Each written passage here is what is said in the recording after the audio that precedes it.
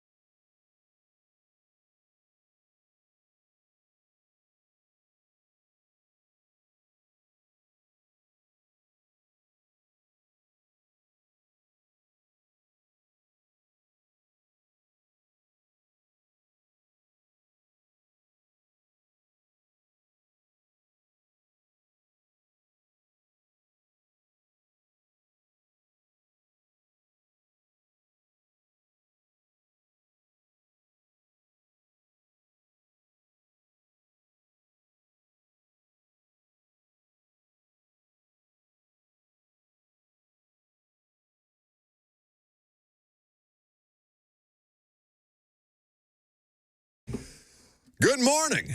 It's a beautiful day in Middle Tennessee. There is football all over the place this weekend. Morale through the roof. At least I think it is. I don't know. I came in here in an unnaturally good mood this morning. The two of you haven't looked up from your phones yet. Good morning, boys. How are we? Great, as always. Are we sure? It's a football Friday. We got high school ball tonight. We got college football tomorrow. A stress-free weekend around these parts. The college football weekend. Sure. Always lovely to be able to kick up the feet if you're a Vandy fan watching your team play Georgia State, although you do want to exercise some demons from last year. Last year, they got them. And Tennessee hosting UAB this weekend. Some fun matchups scattered elsewhere. And then divisional football starts at Nissan Stadium on Sunday. How we feeling? How we feeling about the divisional football at Nissan Stadium this Sunday? Because, for 0-2, it feels like a lot of doom and gloom, and I get it. I'm a part of it. I understand why that feels the way that it does, and it's not like you can't really just start over every season, coming off a season like last year, right? There's going to be some carryover. There's going to be some residual baggage, for lack of a better term, but I don't know. Doesn't mean you wave the white flag right away. I mean, Dolphins waving the white flag, they're done. 0-3, you're dead. Showed some fight last night. Yeah. And they were in that game to their credit, but the Tua, that was just so weird to watch last night because he had some really nice moments, but it felt like he just alternated.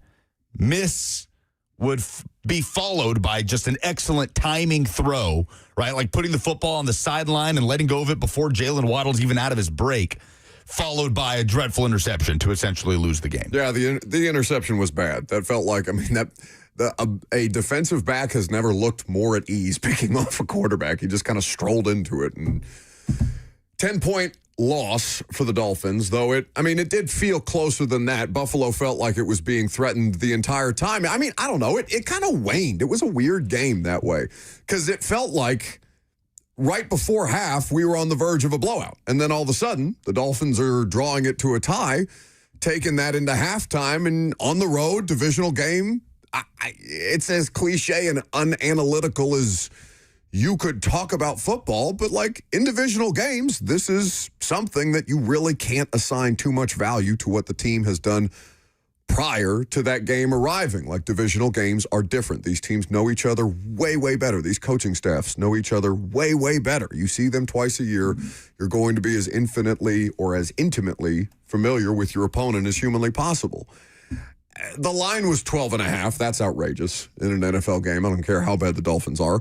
And honestly, the thing that has looked the worst on the Dolphins beyond their coaches' cringy moments in post-game press conferences is their defense. And the defense played a pretty damn good game last night. They did. I mean, you can't ask for that much more. Josh Allen had 3 touchdown passes. Bills scored over 30 points, but they kept you in the game. I mean, it's a one-score game until that Matt Prater field goal at the finish. By the way, what did you make of some of the fourth quarter coverage on the Thursday Night Football broadcast? The Tyreek Hill thing made some waves. Coming in from a commercial break is insane.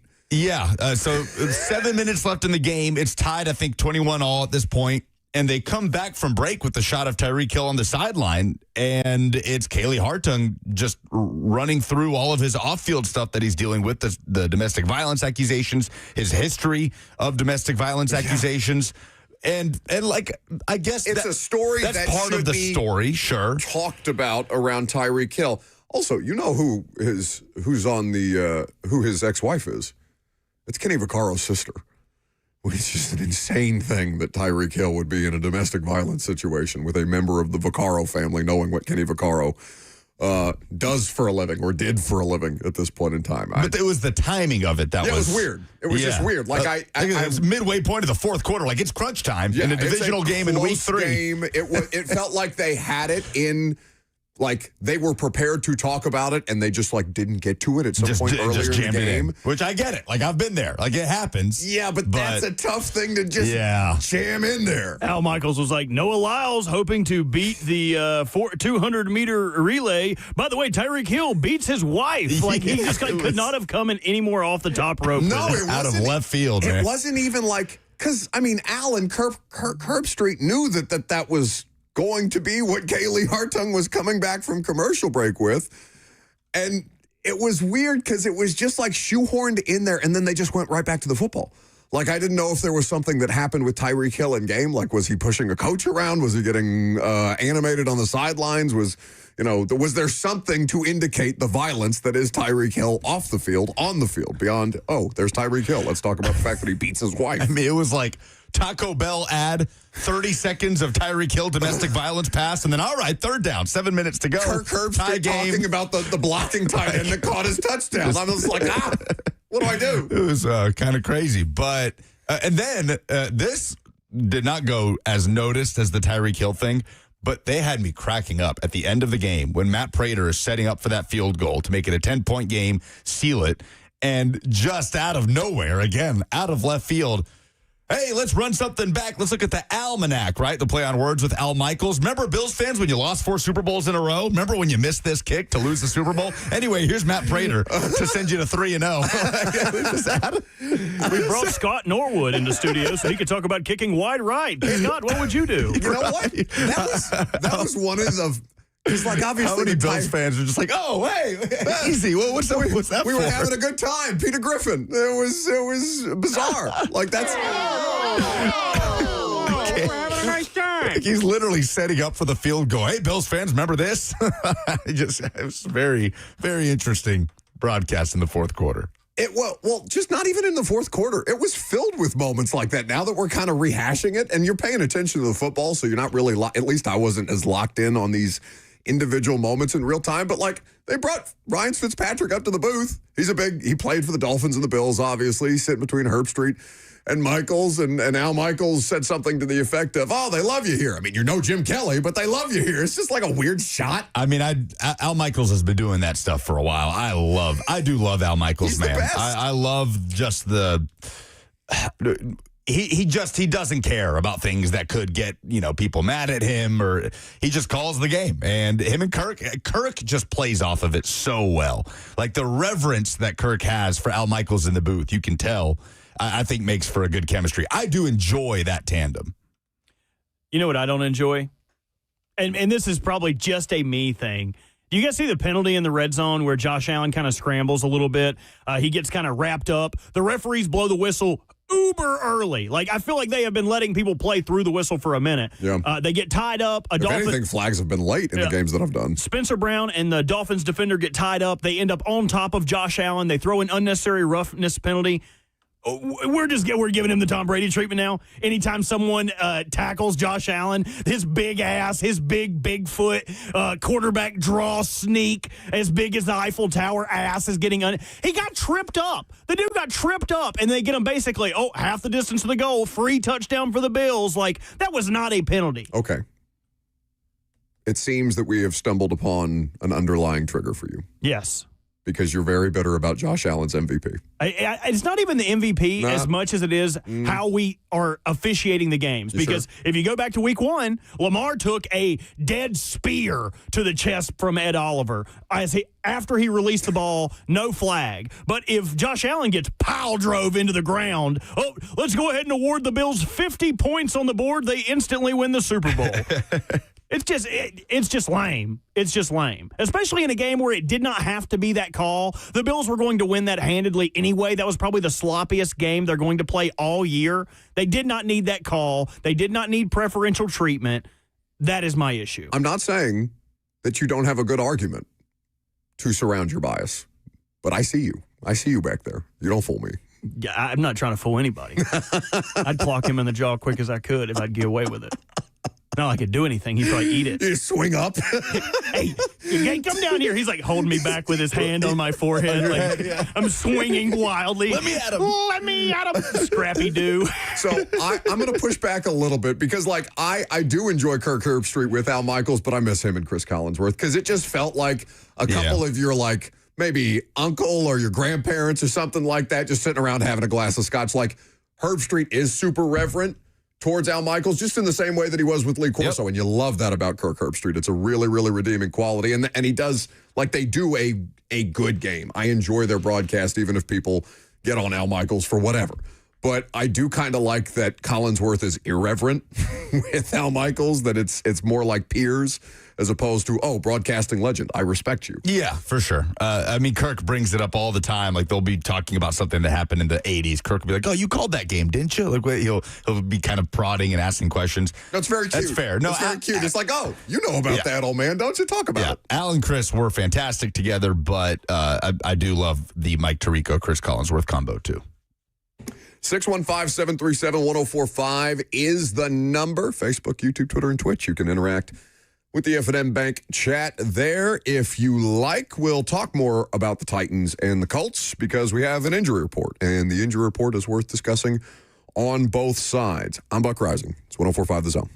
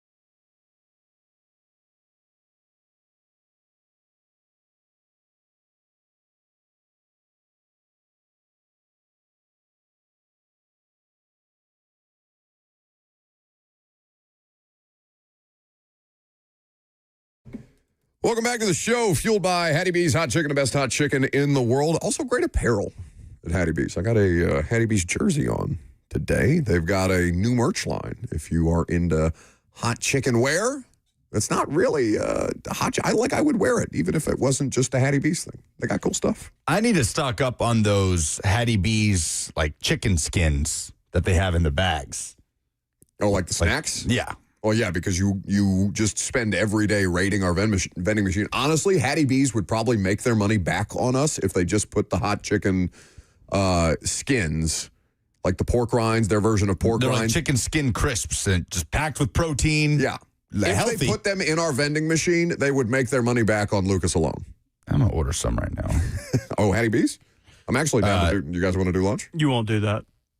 Oh, I could go for a Southern salad. Maybe Buck has a lot of points. Maybe let me do it because I got points. I was talking about the chicken skin crisp. Like, I'm just going to order a box to my house if I can. Okay. But can you do that on the app, or is that something you got to go online for? Good question. HattieB.com for more information. We have an injury report. The injury report is... All right, so let's start with Snead because that's the most obvious thing. 2 days of no practice with a back issue. The severity of the back issue is not such that he can't do anything at all because he is still conditioning on the third field, which is notable. So he's able to work out, but he's not practicing.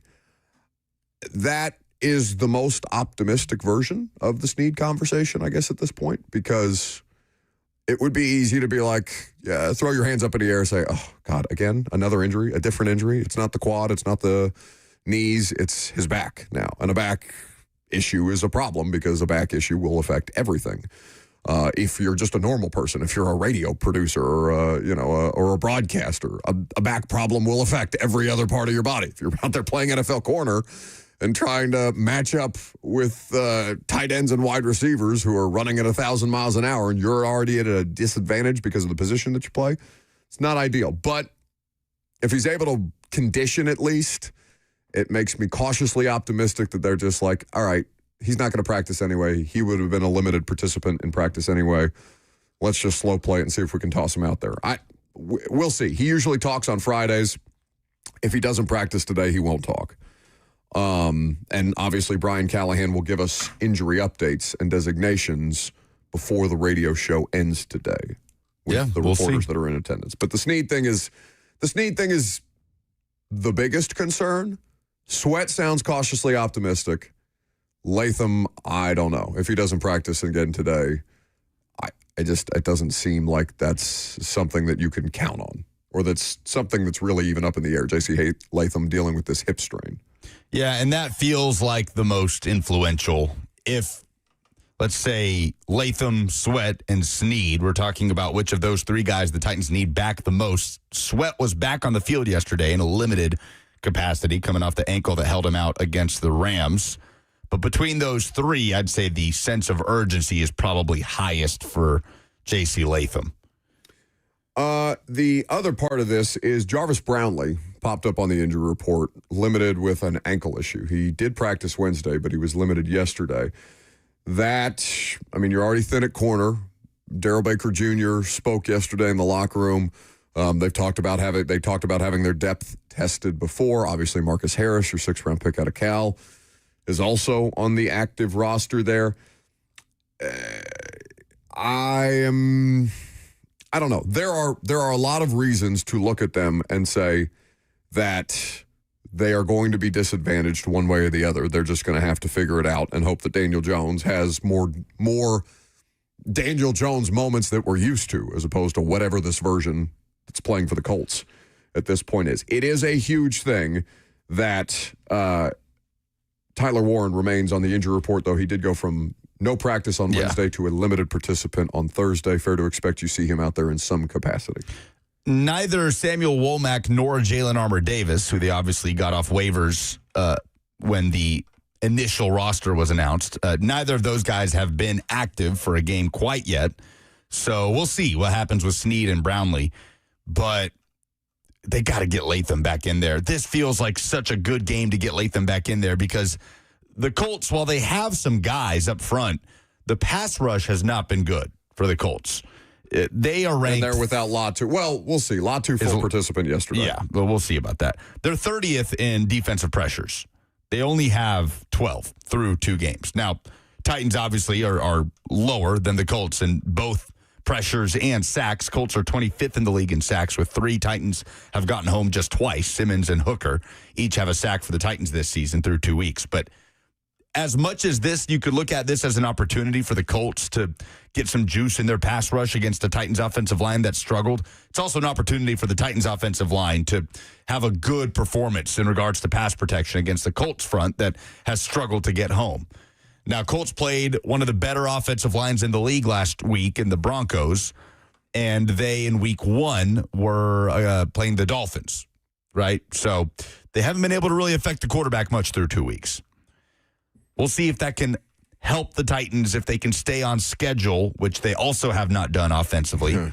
But I want J.C. Latham in there because we knew the depth was an issue for the offensive line. I mean, it's a non-issue, you know? I mean, no, I understand. But I just want to get a feel for what this offensive line can be with its starting 5. And it's a problem that the right tackle has been out for more than 5 out of the 8 quarters that they've played. And I get injuries are going to happen and depth is going to be tested. And we know the Titans do not have good offensive line depth.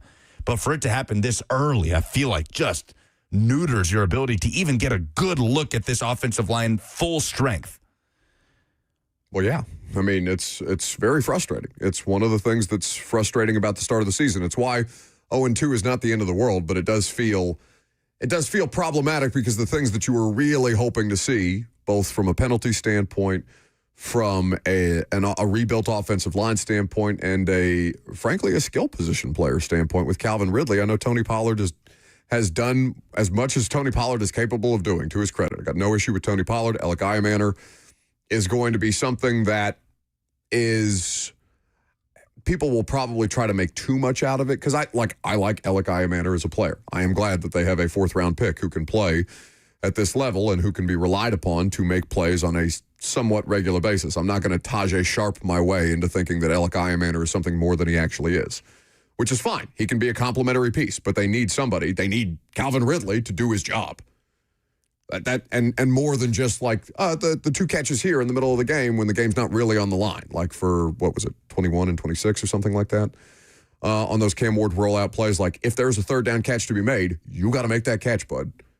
Nate Washington was very, very, I thought, diplomatic in the way that he was critical of Calvin Ridley yesterday, but spot on. Like, they need this. They need this desperately, and he just hasn't lived up to his part of the bargain so far this year. The offensive line situation, it was funny. Can't help but laugh at an answer like this. Talked to Kevin Zeitler yesterday, who went from, he was DNP on Wednesday. He was limited yesterday in practice dealing with that bicep injury that knocked him out on Sunday. And he was asked a variety of different questions, and he was complimentary of Cam and the way that he's handling himself. And he was asked about the second half issues on offense because that is one of the more notably glaring things, whether you can figure out how they can fix it or not, or whether they can figure out how to fix it or not. Kevin Zeitler was asked any kind of commonality, anything specifically you're able to point out. He's just like, I got nothing for you. I don't know what to tell you. He's one of us. He also has no idea what the hell is causing these second half issues. Now, one of the two things that do dry up on them, right, in game is they didn't stop the run well in the second half of either game.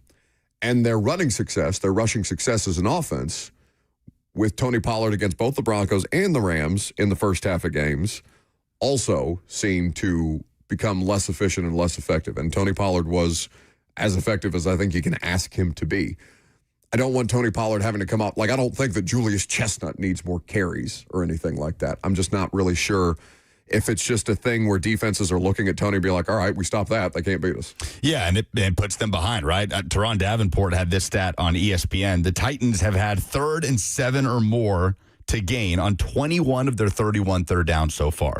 It's the worst mark in the league. Their average, what do you think their average third down distance has been through 2 games? Feels like 3rd and 8. 9.9. 9.9. That's not worst in the league. It's 3rd worst. But That's just setting them back. And it's a big reason why you're seeing such steep drop-offs in the second half. 30 second-half yards in Denver, 80 second-half yards against L.A.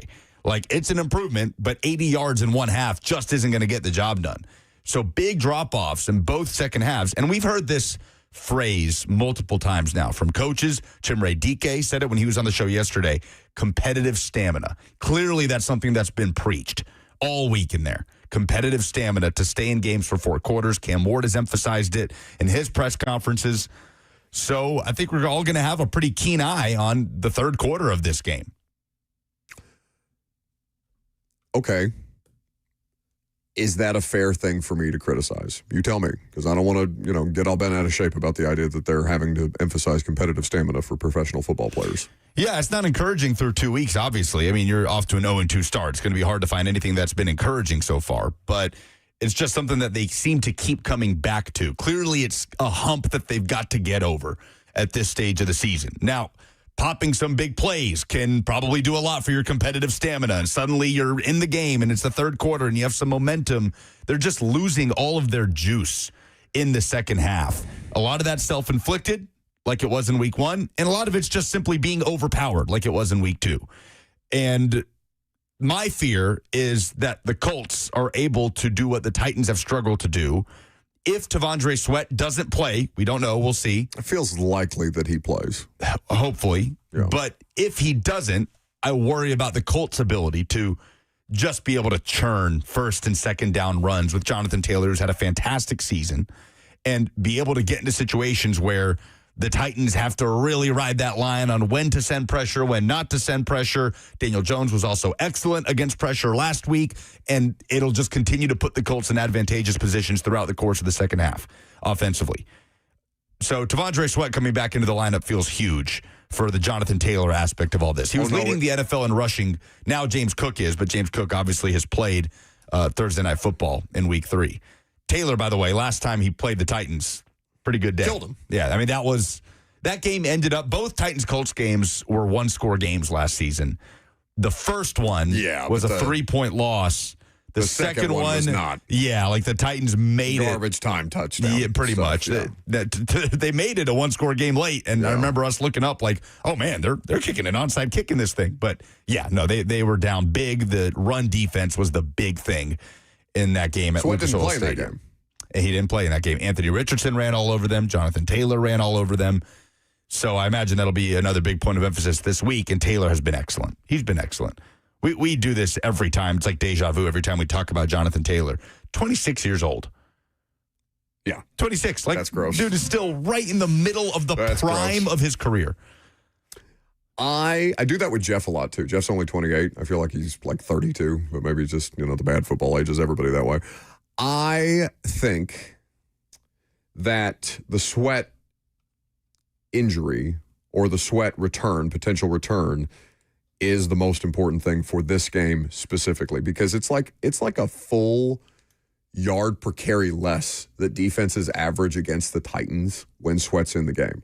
Teron had a stat like that. I wasn't able to find it offhand on his Twitter right now, but I can find it for you at some point today. But it's almost like a full yard per carry less when T'Vondre Sweat is in the game for the Titans defense. He's just an absolute immovable object that way, beyond what else he helps Jeff and others set up to do. Now, in particular, we talked about the composite rating. Ben Baldwin, for people who don't know, who don't have Twitter, Ben Baldwin is an analytical researcher. He does a lot of football charting and graphics and things like that to be able to show you the efficiency and the effectiveness of various teams in certain categories.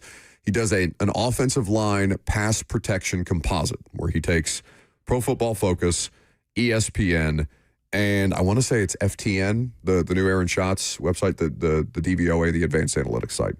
Takes the three of them and takes the aggregate grade of the three that each one assigns to offensive line and pass protection and does it out of a score of 100. So the Broncos, the highest graded offensive line in terms of pass protection. Lucas brought this up earlier. They got a 98. The Titans have a 5.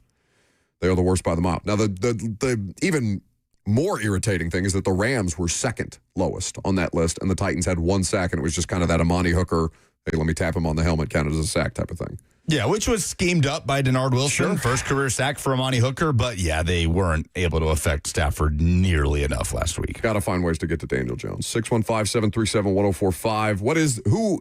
Who is the most important Titan in this game, in this matchup, beyond Cam Ward? Because Cam Ward is obviously going to be the answer to a great many questions, and he's going to be responsible for having to dig them out of a lot of situations. But I believe the phrasing on the poll question was this: who do the Titans need most to be available on Sunday? Latham, Snead, Sweat. The early returns are screaming J.C. Latham, 82% of the audience. Yeah, that's where I am, for sure.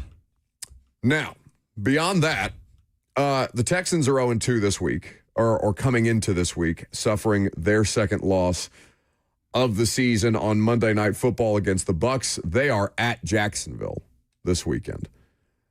I am curious to see what happens there. So all four AFC South teams squaring off against one another in week 3. This is a huge week for the Titans to at least look like they have some kind of pulse. We talked about it not just for the purposes of attendance or fan buy-in, because there's such a long gap between home games, but because the Texans being able to bury the Texans, if the Texans go down 0-3, it's not like anybody's counting on the Jags to do the job. Oh, they'll be on the ropes if they lose in Jacksonville.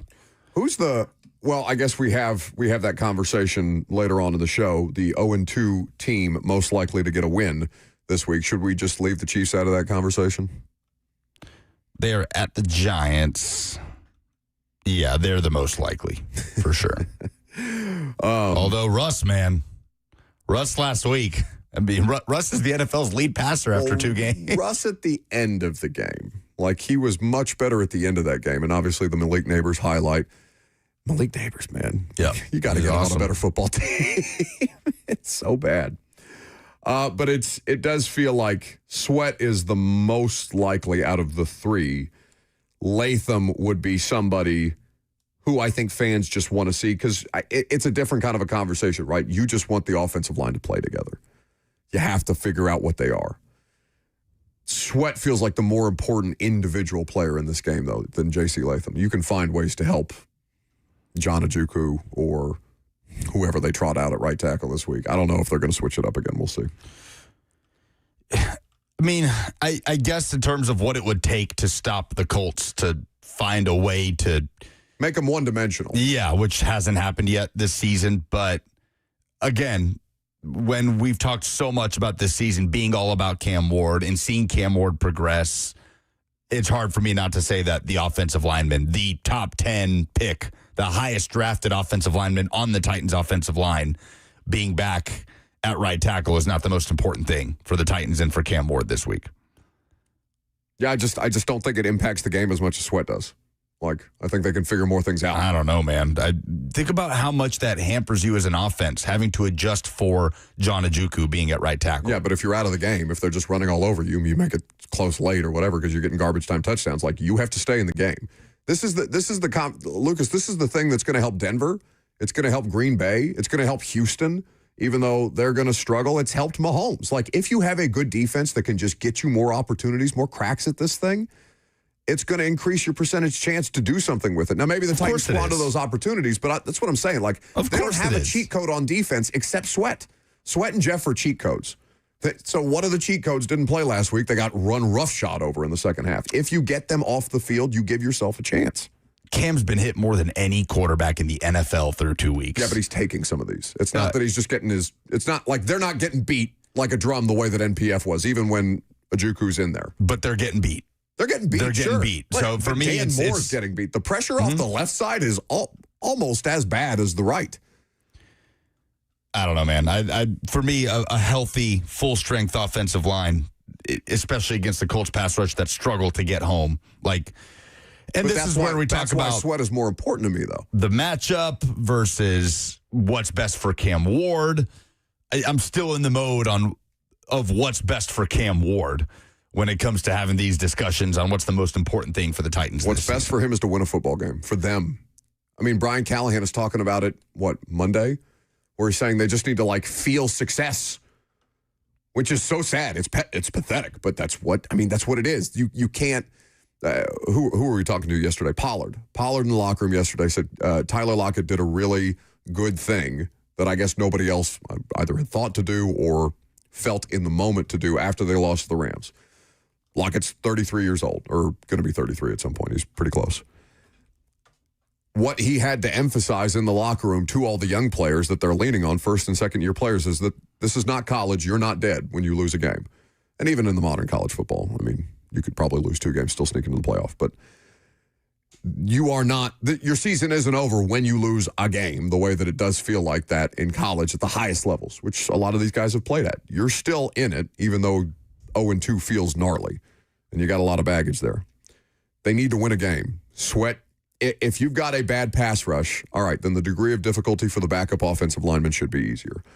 You don't have anything that's Tavondre Sweat-esque against Jonathan Taylor. You need that guy worse than anybody else who's missing time right now.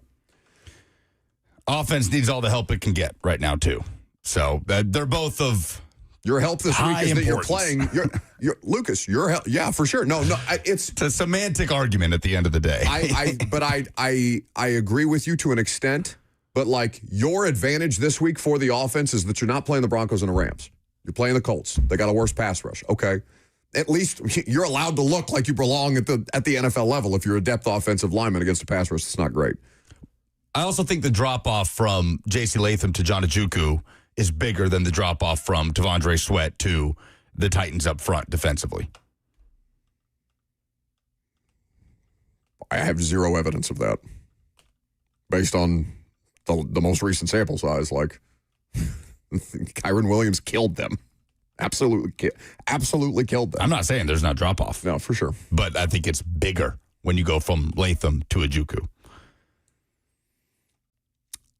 SEC stat of the day? Yep. All right, that's next.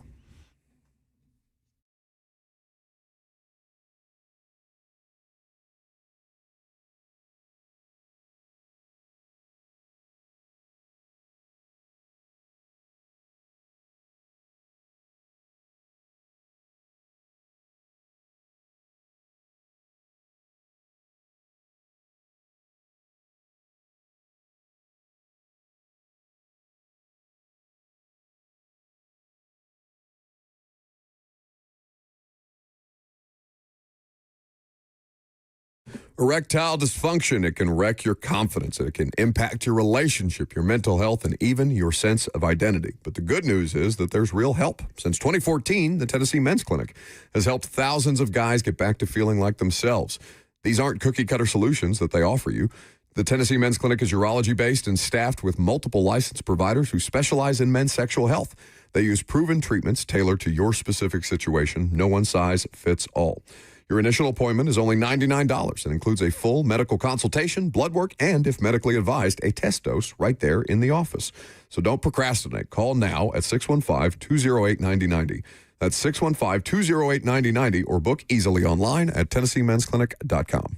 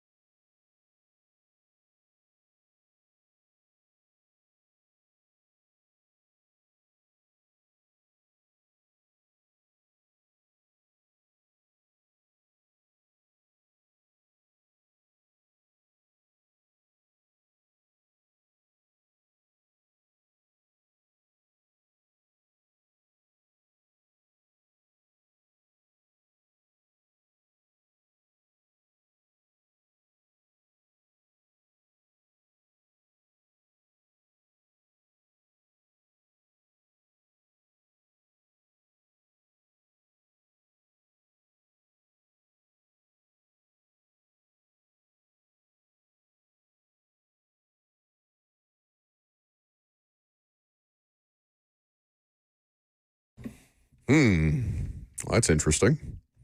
I love ABBA. That's cool. Puts me in a good mood on Friday, but that's not typically. There's never a bad time to play ABBA. No, never. It'll put me in a good mood no matter what. We needed it many, many times last year. ABBA road game Mondays after the Titans would lose. That's what I was waiting for. Let's talk about sex, baby. Let's talk about that.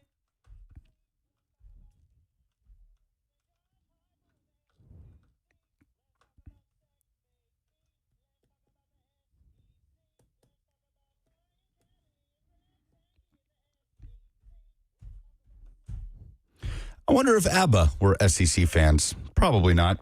So let's talk about quarterbacks. What is ABBA's country of origin? Swedish? That sounds right. I want to say, yeah, they're Swedish. Okay. From Stockholm. So maybe because we're getting ready to play Big 12 games in London next year, maybe the Swedes will attach themselves to, Yeah, that'll do it. K-State. Sure. Yeah, let's send Arizona State to Wembley Stadium. Absolutely. They'll get it. They'll lock right in over there. Wembley is kind of crazy. Unbelievably stupid what we're doing sending college football games I over told there. you this. For some reason, I watched Brett Yormark's whole Big 12 Media Days press conference this year. And the way he was talking about making the Big 12, and I know this is SEC observations and we'll get there shortly, or a stat of the day.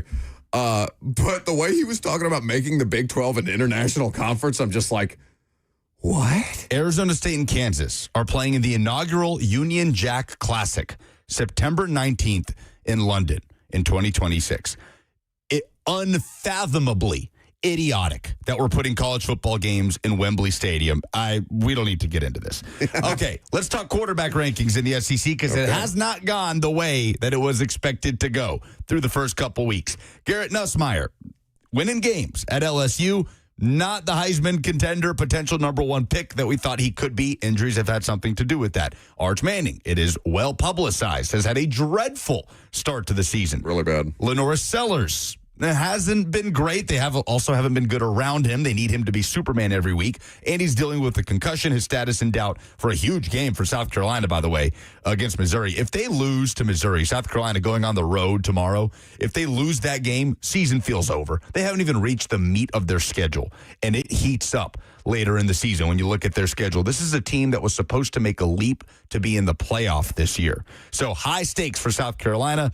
Lenora Sellers absolutely is not at the top of these rankings when you're talking about the best quarterback play in the league. For me, it's between three guys as of right now, and that can change this weekend. John Mateer, who is the number one passer in the SEC at the moment, just in terms of pure yardage. He will be tested against Auburn this week after acquitting himself well against Michigan a couple of weeks ago. Joey Aguilar absolutely is firmly in this conversation. And Gunnar Stockton for the best single game performance that we have seen. I think the most gut check, clutch performance that we have seen by an SEC quarterback this season absolutely has to be Gunnar Stockton, what he did in Neyland Stadium, as good as Joey Aguilar was in that game. Aguilar, by the way, has completed 66% of his passes for 906 yards, 9 touchdowns, and only 2 interceptions. And both of them came against Georgia. Correct. And one of them, not his fault. One of them, I think it's Brazel, just flat out slips. Just slips, and the defender just has a gift-wrapped interception. So I will say, if Joey Aguilar, who has been an interception machine over the last 2 years, especially last season, if he continues this trend of Heupel quarterbacks, no quarterback at Tennessee under Heupel has thrown more than 5 picks in a season. If that continues with Aguilar, it's the best coaching job we've seen from Josh Heupel at Tennessee. Nico threw 5 picks last year, right? He threw 5, yeah. Is that more than Milton, or did Milton also have 5 when he started? Oh, I can pull up the numbers, but I think Milton also had 5. Hooker, it was insane. He had like 2 to 3 every year. So the way that they put these quarterbacks in position to not hurt the team has been impressive. But Jackson Arnold also pops up. He is the number 2 rushing quarterback in the SEC this year. It's 192 rush yards. Now, I bring that up because he obviously goes with his Auburn team to play his former team in Norman, Oklahoma versus Auburn. John Mateer, who has been fireworks through the first few weeks, and Jackson Arnold, who's running all over the place in the first couple of weeks of the season, going face-to-face. We've talked about the narratives, the storylines around this. Jackson Arnold going to the place that benched him after 2 weeks.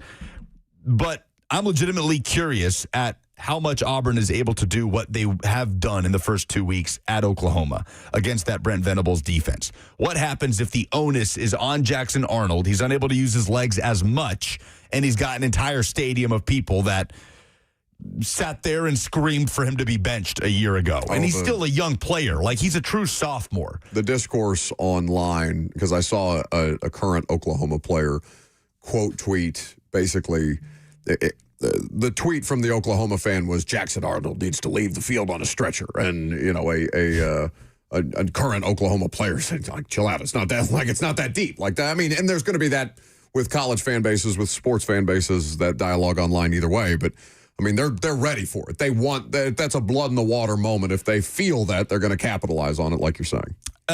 Someone we should not leave out of this conversation as we're talking quarterbacks overall. Just Again, quickly, before you do that, who, and maybe we can get into this when we do picks with Brett Kern in the noon hour, who are we more invested in seeing win this game? Like, just objectively. Because how do you mean? Auburn, Oklahoma. Because I kind of want, I've never had a reason to root for Hugh Freeze or anything like that in my life, but I kind of want Jackson Arnold to go in there and do it. Yeah, Chris on the F&M Bank chat says, love the revenge narrative of this game. Sure. Absolutely. Like, either way you shake it, if Oklahoma wins this game, they are sending statements that, no, this is for real. Oklahoma is a contending team in 2025. If Auburn wins this game, then it gets to be kind of an I told you so moment for Hugh Freeze, who was dunked on all offseason by myself as well. Like, he said a lot of dumb things in the offseason. And Lane Kiffin talking about how often he likes to play golf and things like that. Yeah, all the golf stuff, we know we need to make a bowl game. Like, yeah, duh, Hugh. The vibes didn't feel good around Hugh Freeze and Auburn and the Jackson Arnold situation.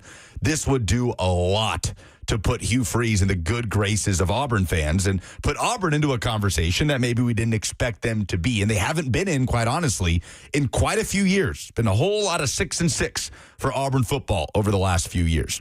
But to the quarterback discussion, we got to be talking about Taylon Green because he's been phenomenal for Arkansas. Was the starter for them last year after transferring from Boise State. Exciting, dynamic player. He is the third lead rusher in the SEC. I mean, he leads the majority of SEC running backs in rushing. He has 307 rush yards. He's averaging 9.6 yards per carry, and he is so fun to watch. It kept Arkansas in the game against Ole Miss. I'm sorry, read that rushing stat again? He's averaging 9.6 yards per carry. No. How many total rushing yards does he already have? 307 through 3 games. He only had 600 on the ground last year. Yeah. Taylon Green has been fun to watch for Arkansas football. So Arkansas has this intriguing matchup with Memphis this week where their defense has struggled, and we talked about the Arkansas conundrum a little bit with Peyton Studio. Sam Pittman, the most likable guy in the world who you want to have success, whose teams play with an edge. They're competitive. They steal a game every now and then. The offense has been good, but they also lose games they're not supposed to, and they're perpetually in that 7 to 8 win range when you don't really know what to do with them. But individually, what Taylon Green is doing cannot be ignored. Quick whip around the league this weekend. Ole Miss hosting Tulane. Tulane is a football team that, if we remember, has Jake Retzlaff at quarterback, who was booted from BYU. He's a good player. Tulane has their eyes on that G5 spot in the playoff. Could be a sneaky spot here for Ole Miss, who, again, will be without Austin Simmons, although backup quarterback Trinidad Chambliss has been excellent in his stead. And obviously Florida going to Miami and all the pressure on Billy Napier there. Miami looks like they might be the best team in the country to this point. And we briefly mentioned South Carolina at Missouri. High-stakes game there. Bo Pribula also has been excellent. The Penn State transfer at quarterback for Mizzou. This will be his biggest challenge of the season so far. Tons of pressure, though, on Shane Beamer. The pressure is on South Carolina in this game. Tennessee hosting UAB. 11:45 kickoff. You can hear Vol Network coverage here on The Zone with Mike Keith and Ramon Foster. Interesting recent history between these two. I remember Tennessee hosting UAB a few years ago and kind of somewhat sleepwalking through it. I think we all remember, Tennessee fans certainly do, that 2010 game under Derek Dooley that went to double overtime, and Tennessee had Matt Sims throw a game-winning touchdown pass to Denarius Moore, and he was carried off the field like they won a championship. That's so good. Dark times. But UAB comes in with Trent Dilfer, who is a familiar face around these parts, former Lipscomb Academy head coach, who is struggling at UAB. They have been dreadful. He's in his third year there. And so chance for Tennessee to get in, take care of business, get out, and gear up for an SEC road trip next week. is there any chance Clemson's favored by damn near? Clemson is favored by 3 scores. Is there any chance that Syracuse can get Clemson? I don't know that Syracuse is a very good football team right now. Now, they can gel for sure, but I don't know. Watching Syracuse struggle against, who was it? UConn in week 2, have to come back and win in overtime. This feels like a get-right spot for Clemson, I think. I'd be surprised. I don't know that I'm putting that one on upset alert. I just looking down the schedule, be like, who might get got? And I don't know. Clemson, weird vibes. But. Brandon says Taylon Green's going to break records tomorrow against Memphis. 615-737-1045. We'll get to the phone calls here in just a second. If you would like to participate there, seems like we have some folks. 0-2 teams, most likely to get a win. Should the Titans be counted among them? I'm Buck Rising. It's 104.5 The Zone.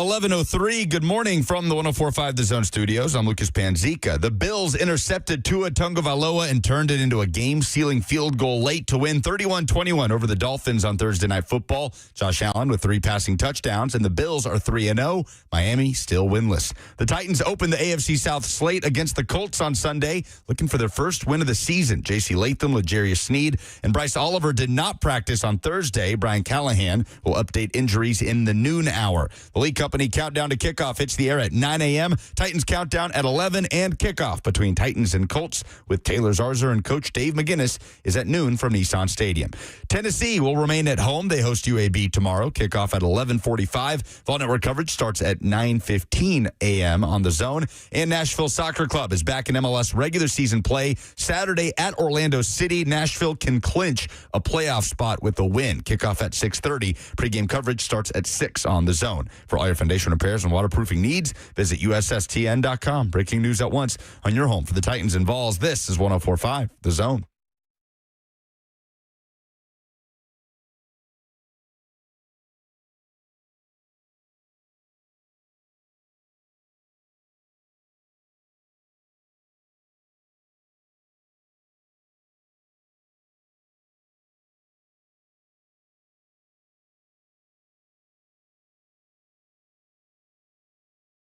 Second hour is upon us. We will have Coach Dave McGinnis of Titans Radio jump in the mix here in about 15 minutes from now. In the meantime, the Titans are 0-2.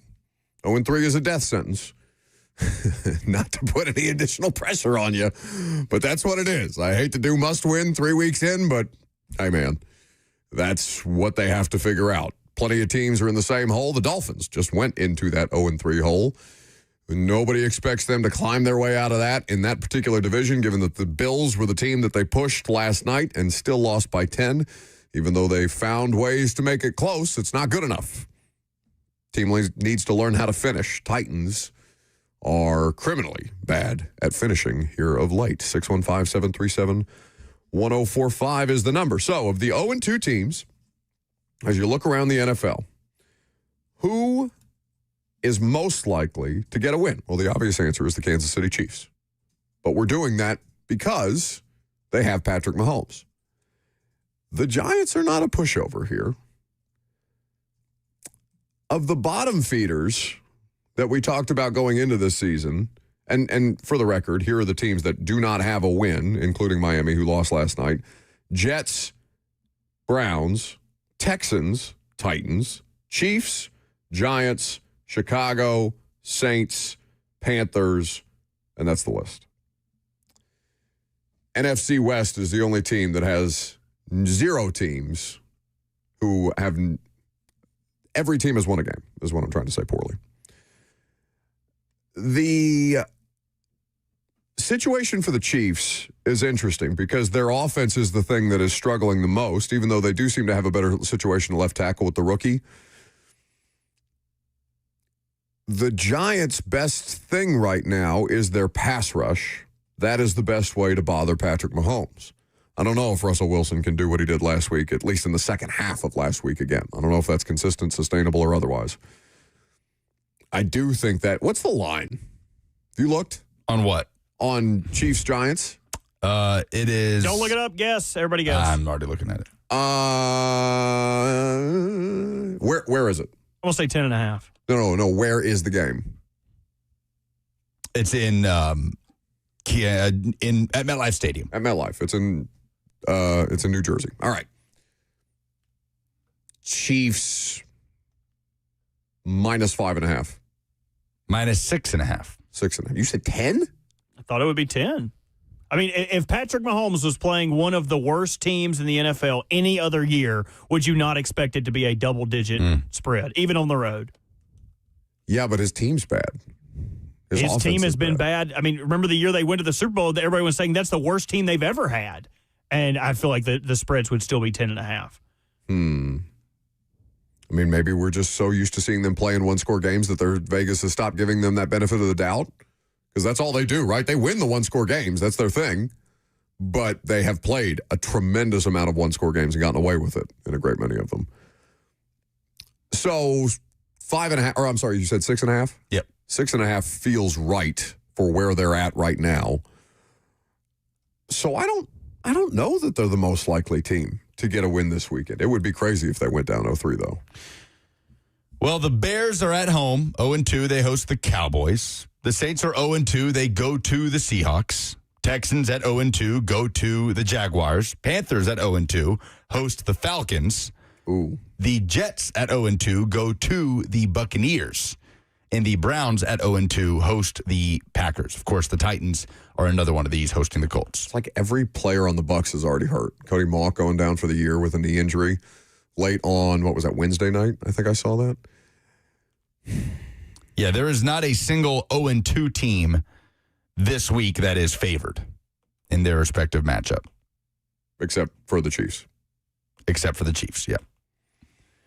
I mean, you have to go Kansas City by default, but I'm looking for any reason not to. I'm more curious about which 2-0 team is a liar with the 2-0 start. Remember the Saints last year? 2-0, Derek Carr just going bombs away for the first 2 weeks. They almost hung 50 on, I can't remember who it was early in the season. I remember they blew out the Cowboys. I think it was the Cowboys that they did. Yeah, it was like 45 points or something. And then the Saints were what they were. So who is that team this year? Could it be the Bengals simply because of the Joe Burrow injury? No, it's either Arizona or San Francisco. Yeah, San Francisco was hanging by a thread. Robert, what do you look like you had some feedback back there? No, yeah, just that it had to be the Bengals. Only because they are a liar now because they are not what you thought they were at the beginning of the season. It's not Joe Burrow. Even with the passing weapons you have and the addition of Noah Fant, it's not like they're going to come out there and be a world beater. Are they favored in their game against the Vikings? The Bengals are... They are 2.5-point underdogs. There you go. In Minnesota. Yeah, Cincinnati's offense has not been a world beater even with Joe Burrow. I mean, he got hurt early in the Jags game, and credit to Jake Browning, but the Jags really let that thing slip. And week 1, the Bengals were dreadful on offense against Cleveland and just escaped with a win. But Arizona has not been convincing. I mean, the Cardinals did so much to put themselves in position to lose that game against Carolina. The Panthers recovered an onside kick in that game, and Cardinals just kind of escaped. 49ers, I get what you're saying, but they are also going to get guys back. Like the fact that they're 2-0, and they're 2-0 without Brandon Ayuk. They're 2-0 with an injury to Brock Purdy. They've given themselves a cushion. Yeah, they're going to get those guys back. And Kyle Shanahan's at the helm. At some point, George Kittle's going to make his way back. So I'm not nearly as concerned about the 49ers this year. They have, if anything, overperformed this season with everything that has gone against them early on. So not one of us think it's the Colts. We're buying the Colts. I think I'm buying the Colts, man. I think I am, too. Yeah, I'm just getting those... Injuries will bring them back to earth in some way, shape, or form. Like if Tyler Warren is less than, if Tyler Warren is 75% of himself, and I have no idea what percentage they would put on it, how much does that impact Daniel Jones? Also, speaking of the Niners, Brock Purdy might play this week. They're saying he could come back into the lineup. But yeah, I just can't get rid of this Daniel Jones, Ryan Tannehill type feel. The feeling it was here with Tannehill and the resurgence they had when he got the call up to step in for Marcus Mariota. It just feels so similar in Indy with Daniel Jones. I'm just not there yet. I need to see them play a team besides the Broncos that had played way too close of a game with the Colts. Like week 4 against the Rams, that will be their first test, in my opinion. They hung with the Broncos. They were good. The Broncos were a bottom playoff team. But I need to see a larger sample size before I'm willing to say, oh, yeah, they're going to be really good. And they were bailed out of that game. Yeah. Yeah, they should have lost that game. For sure. And they played the Dolphins, who have 17 people on injured reserve right now. Do they really? 17? 17. I saw more of their corners went down last night. You were looking for guys like Justin Marshall to play meaningful snaps for the Dolphins. So Colts are at Titans, obviously, then at Rams, home Raiders, home Cardinals, at Chargers, and then they play the Titans at home. What would that be? Halloween weekend? No. Yeah, that's like the weekend before Halloween. It's really just, the Chargers and the Rams are the only teams that jump out in that stretch. 615-737-1045 is the number. If you want to get involved, Coach Dave McGinnis will join us here in just a moment. We can work some phone calls in. In the meantime, Gabe is in White Bluff. Yeah, what's going on, gentlemen? What's up? Hey, so after roasting last week at the Titans game, I went across the bridge to support the local economy and ran into an English gentleman, and I was asking him, because if you ever watch those games on TV, like the stands are filled with like all 32 teams full of gear. Everybody's wearing some sort of jersey hat combo. International games. So international game, yes, sir. So I was like, okay, is that real or is that just like for the TV or what? He goes, no, it's huge and it's on fire there. And he said if there's any American football played there, it will be a sellout. So when you were talking earlier, Lucas, about the college game, I get what you're saying. I felt the same way. But after meeting somebody from across the pond saying it doesn't matter what American football is there, it's going to be a full sellout, it made a lot more sense to me. So thanks for the call, Gabe. We appreciate it. Supporting the local economy. That's a great way to say go to the bars. That's awesome. Drink away the suffering of my team. No, I mean, that's fair. I mean, that guy would have a good perspective on it, especially he would have a better English perspective on it than I ever could. But because you've never done one. No, I've never been to an international game. I mean, they're actually sick. Sure. No, they're a good time. I get it. Now, when it comes to the college game going overseas, and I have been openly against it wherever it's going, to Brazil, to Australia. We don't need to rehash that conversation. I will say the NFL has more marketability. Like, Patrick Mahomes is a figure that I'm sure is known by some degree around the world, right? But the college game mystifies me because, you know me, I am a college football, just everything guy. Most college football fans don't watch college football surely for the quality of the football. No. Right? You watch it for all the other things. It's tribal. It's all the buzzwords, the pageantry, the tradition. Although I'll tell you, I'll watch action just because of the quality of the football and not in the good way. Exactly. I'm along for the ride. Like, I'm along for the ride. I want the chaos. I want the fanfare. For a lot of people, it's generational. It's your alma mater. All of these things that, again, to run back a cliche term, the European mind can't comprehend. When it comes to college football, it very much can comprehend it when it comes to soccer. And there honestly are some similarities there. But at the end of the day, like, we're just sending college football over there, and we're just sending the football over there. We're not sending the stuff that makes college football over to Wembley Stadium. So I just have a hard time imagining that people are going to really grasp it. When you were talking to me about soccer, the trophies, and explaining, okay, if you finish at this place in this competition, it qualifies you for this competition, right? Like I needed like a visual aid. Right, sure. They need a visual aid to explain college football. You play in college and then you get drafted to the NFL. Here's why college is different. Let's talk about all the conferences and the playoff, and this many teams from this conference get in, and this many. Like, it's very complicated. It's more convoluted than the NFL for sure, and there's less reasons to be attached than the NFL, because I do think that like the crowds genuinely get into the NFL stuff. Sure. I mean, they've been playing over there for God's sake since the 80s. And so I just feel like there's so many of the casual fans over there. They're like, oh, so this isn't the NFL. Okay, now explain this to me. Wait a minute. So they play in. It's just, I don't know. I just don't know that there's a market for it. But maybe there is. But I still don't like it.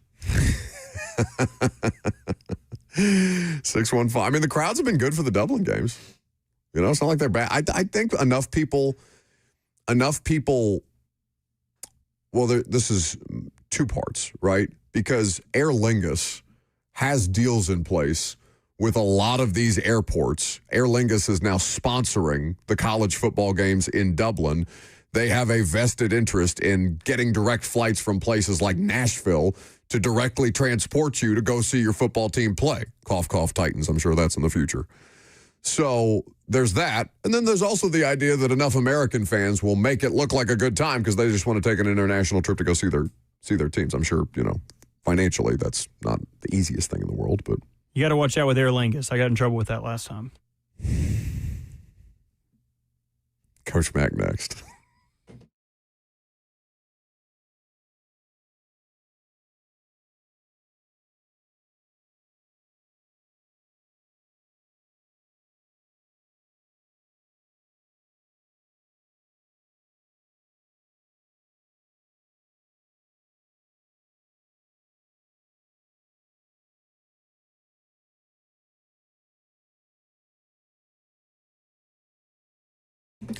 Trajan Wealth is here to help you. We were just talking about finances, and if you have a big trip, if you want to go see your team play internationally, and you want to make sure that you're financially safe and buttoned up in doing just that, making sure that you have the right process in place to make sure that you're saving the right way, Trajan Wealth can help you do that. Wealth management is one of the things that they offer, or retirement planning, because it's never too early to start that process for your next phase of life. Just generally feeling more confident, more independent about your finances, because it can be suffocating if you're not. The simple truth is that there is more to retirement planning, for example, than simply calculating your expenses to maintain your lifestyle through that next phase. Trajan Wealth can build a strategy based on realistic options that align with your goals and your circumstances. They're there to help you decide what to do. Brentwood and Franklin is where you can find them. 615-270-5000. That's 615-270-5000, or visit them online at TrajanWealth.com. Advisory services offered through Trajan Wealth, LLC, an SEC-registered investment advisor. This is a paid advertisement.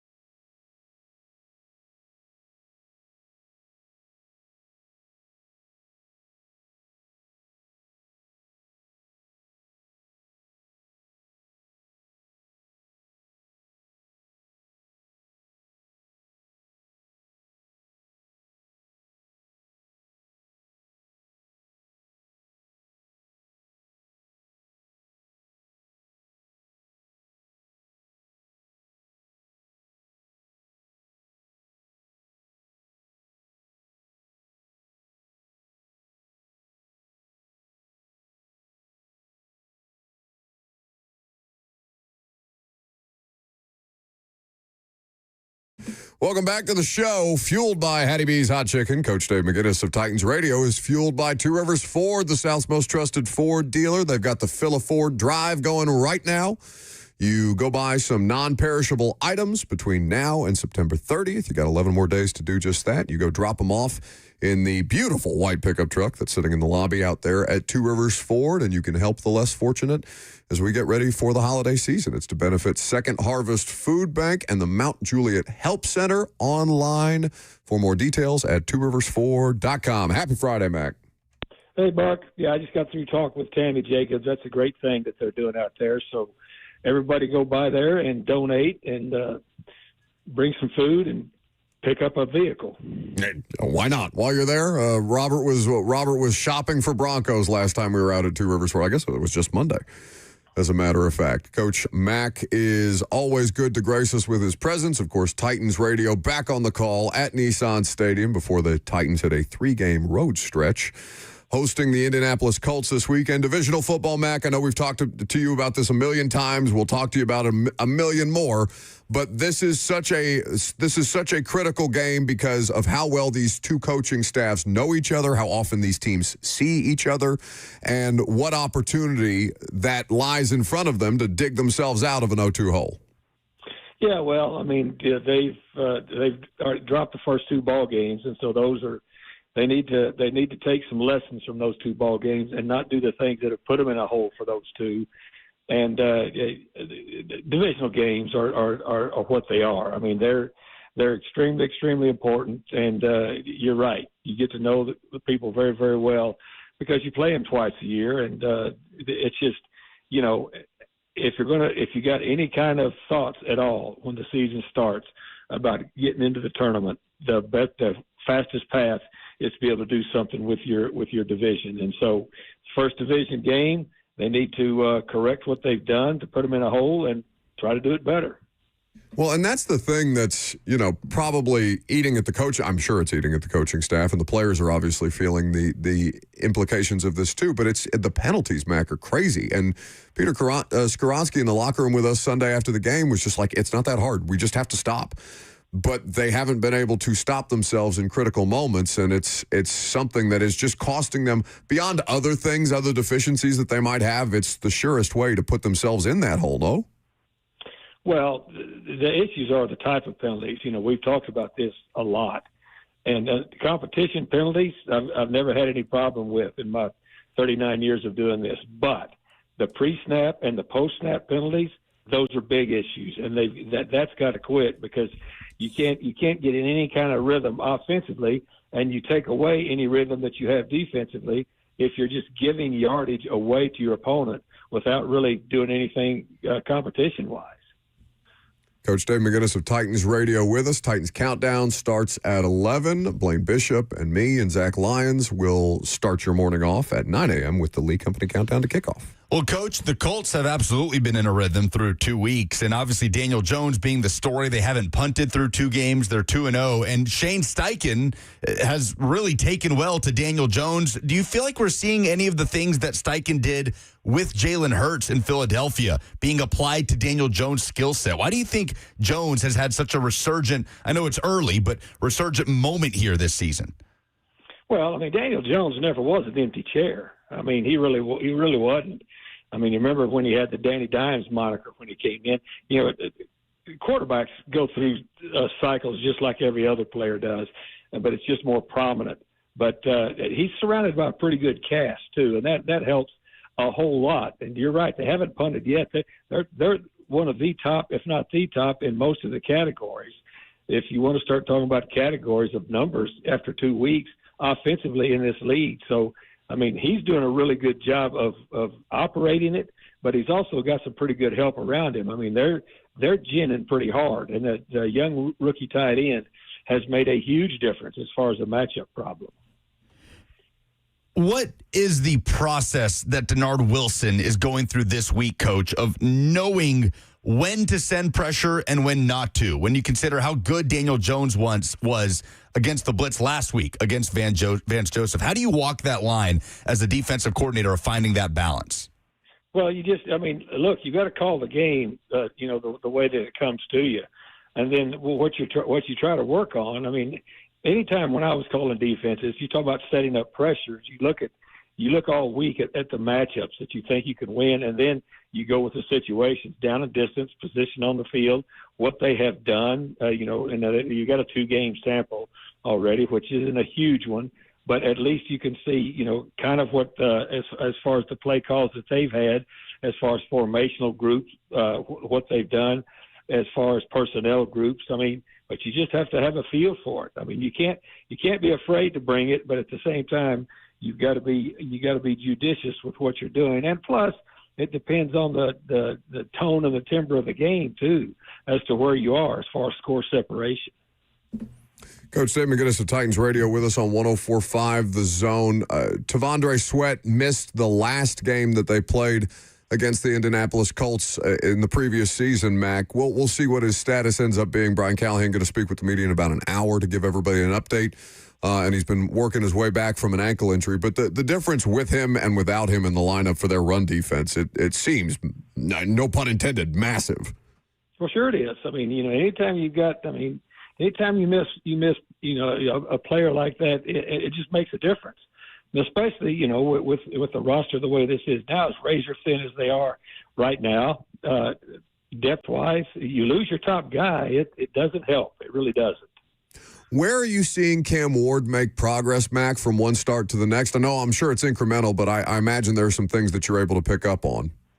Well, I mean, he's not panicking. I mean, he's learning some things that, he's had pretty good tests these first two. The main thing he's finding out is you get behind the sticks with teams that can rush the passer, you've got big issues.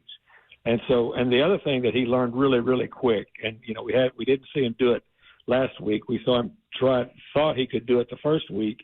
Is when that instinct comes to you, like it has been for most of these guys in college, where they can bail out of the back of a collapsing cylinder. You can't do that in this league. The defenses are too athletic. They're too fast. They close on you too quick. You do nothing but cause yourself problems. So he's learning lessons every week. It's just it's a huge learning process for him, but he doesn't panic. You don't see any panic in his game, but you do see a lot of you can tell there's a lot of first times when you watch him do some things. Yeah, and the touchdown pass that he threw, Mac, obviously it's a highlight reel play. It's a spectacular effort by everybody involved to make sure that the broken play didn't go to waste in that way, especially after Chimere Dike's punt return touchdown got wiped off the board. We were talking this week about the decision behind it, though. Yeah, I'm sure it's a fine line that coaches have to walk between trying to make sure that guys play within, make sound and good decisions, but there's not too many people who are capable of making a play like that. You don't want to coach them out of it necessarily, even if you don't agree with the choice in real time. Well, you never take them out of that. I mean, that's something that that players have that you don't take that away from them. You don't want to make you'd like to not have to throw a transcontinental throw from one sideline to the opposite pylon for a touchdown. You just like not to have to do that. There's other ways to score, but if it's the only way to score and you've got the capability to do it both on the throwing and the receiving end, then it worked out pretty good. I would agree with the assessment. Coach Dave McGinnis with us on 104.5 The Zone, made possible by Two Rivers Ford. And Alec Iomanner on the receiving end, obviously, also had the one-handed snag, the David Tyree, as Taylor Jarzer put it on Titans Radio, catch up against the helmet. Coach, Iomanner has a higher target share through 2 weeks than any other rookie receiver in the NFL. What's impressed you most about the start to his rookie season, the former fourth-round pick? Well, you know what? He impressed me. I mean, when you watch the Stanford film, I mean, he impressed me then. I mean, the guy's a big X receiver that's a combat catcher that's got some athletic ability. He's smooth. Also, he's got the ability to. We've seen already the ability to go up and make the spectacular catch. But he's got combat catch ability, and he could get open. And so, to me, I mean, this guy has been doing nothing but working and making incremental jumps since he's gotten here. I mean, when you watch him through practice, I get to watch practice every day, and you watch him. There's some guys that just look like they belong early. He was one of those guys that just looked like he belonged on an NFL field early. And so he needs to keep progressing. But so far, he's had a nice beginning to his career. How good of a play was the Cody Barton interception, Mac, from your standpoint? Because the amount of ground he simply had to cover to put himself in position to make that pick before the end of the first half was crazy once I saw it back. Well, that's the same kind of pick he was making during training camp. Yeah. I mean, the guy understands. I mean, it came from a bogey position, which means he was mugged up. I mean, he was mugged up, but he's a very instinctive, very smart player. Very smart player, and I'm sure that that to me looked like a film study pick. To me, I mean, he knew exactly where he was going. His exit angle was perfect. He wasted no time in getting there. And the other thing that he did, he stayed up in there long enough as to where a 37-year-old quarterback that's seen most everything a defense can throw at him, he thought he was coming.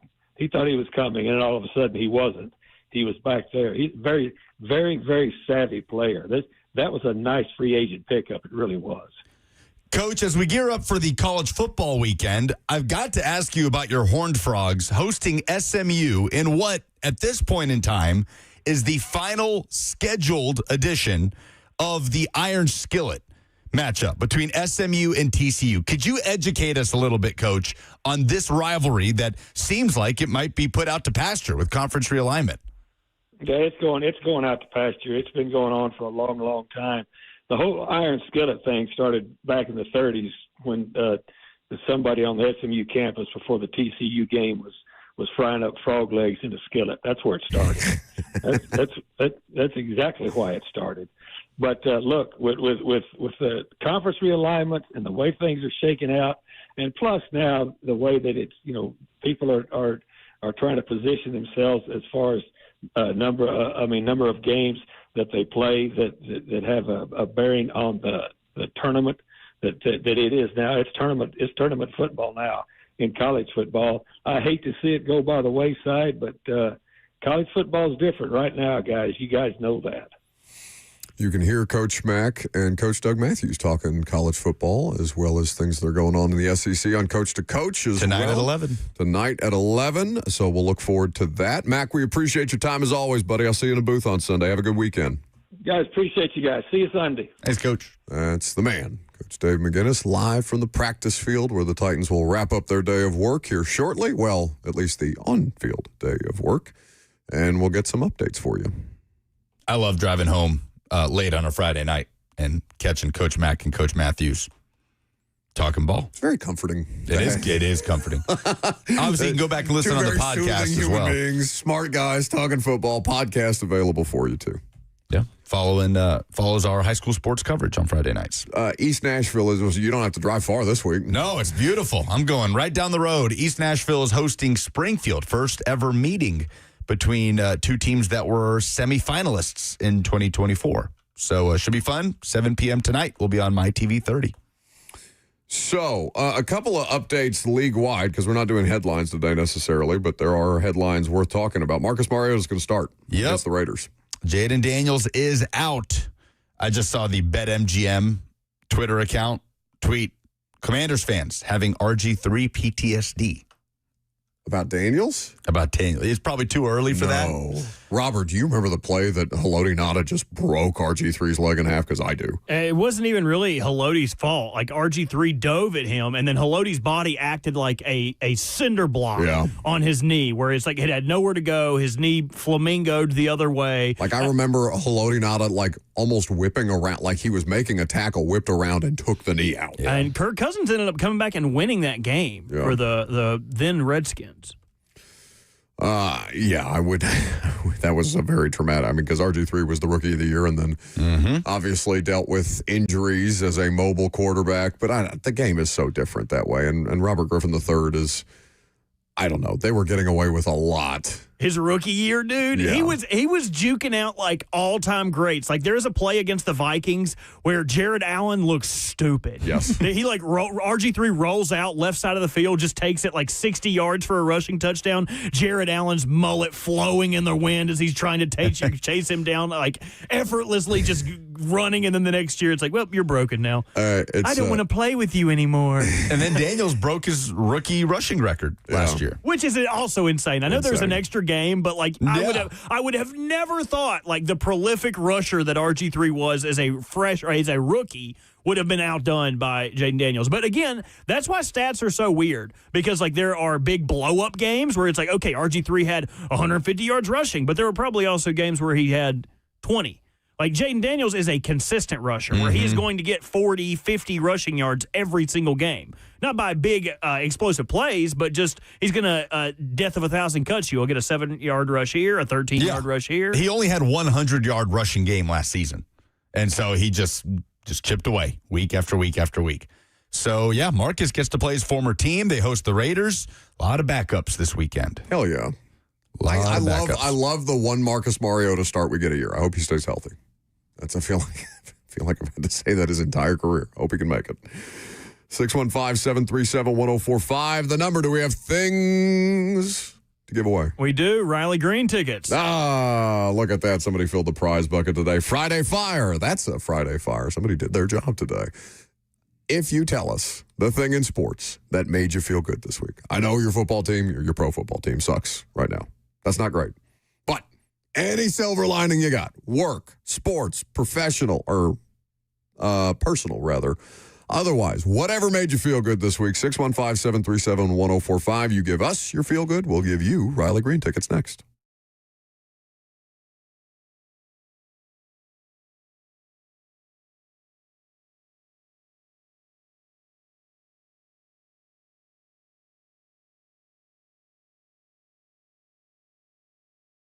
Two Rivers Ford is asking for your help collecting non-perishable food items to benefit Second Harvest Food Bank and the Mount Juliet Help Center as they help to feed those who need it most in our community. Here's how easy it is. Next time you're at the grocery store, pick up a couple extra cans of food like canned chicken, tuna, salmon, protein bars, low-sodium soups or chili, dried beans or rice, boxes of cereal, anything really, that can be stored and served over the next few months, non-perishable items, and then drop it by the dealership in the F-150, displayed right up front. You can't miss it. It's in the lobby. It's beautiful. Robert tried to drive off with the car and all the non-perishable goods when we were out there on Monday. It's all a part of Ford Motor Company's Global Caring Month and the world's largest dealership food drive. Two Rivers Ford, the South's most trusted Ford dealer.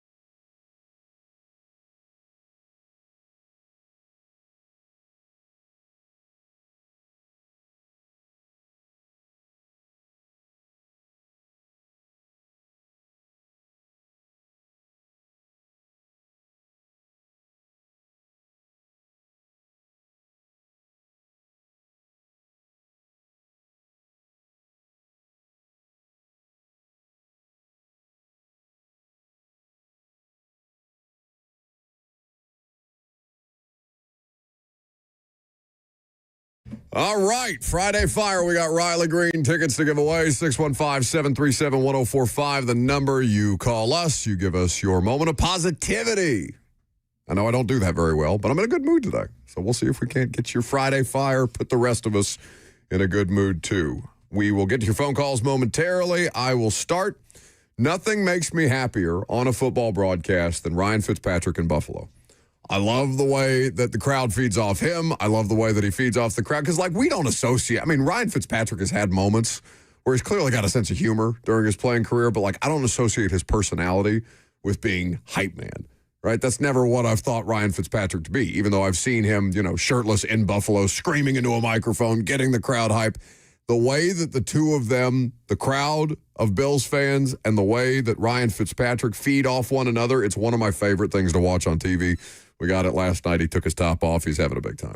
Yeah, and it's not like he led the Bills to a bunch of success, right? They weren't good. I don't think they ever had a winning season with him as the starting quarterback. He had some productive seasons.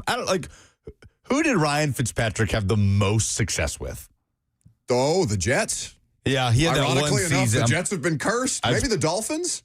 No, I just pulled up his number. His career high in yards came with the Jets, in wins, in touchdown passes. I mean, he was on the cover of Sports Illustrated when the cover of Sports Illustrated still mattered with Darrelle Revis and all those other Jets players that they put together. The Jets, that's the first good Jets team I've seen in God knows how long. And that was after his Titans stint, too. Yeah. They had a sign in the stands last night that said, "We're back, Fitz. Now show them," we'll say, nips. Oh. Nice. You had to think about that one, didn't you? What's your Friday Fire? This Sunday, Mike Keith will be at Nissan Stadium. Yes.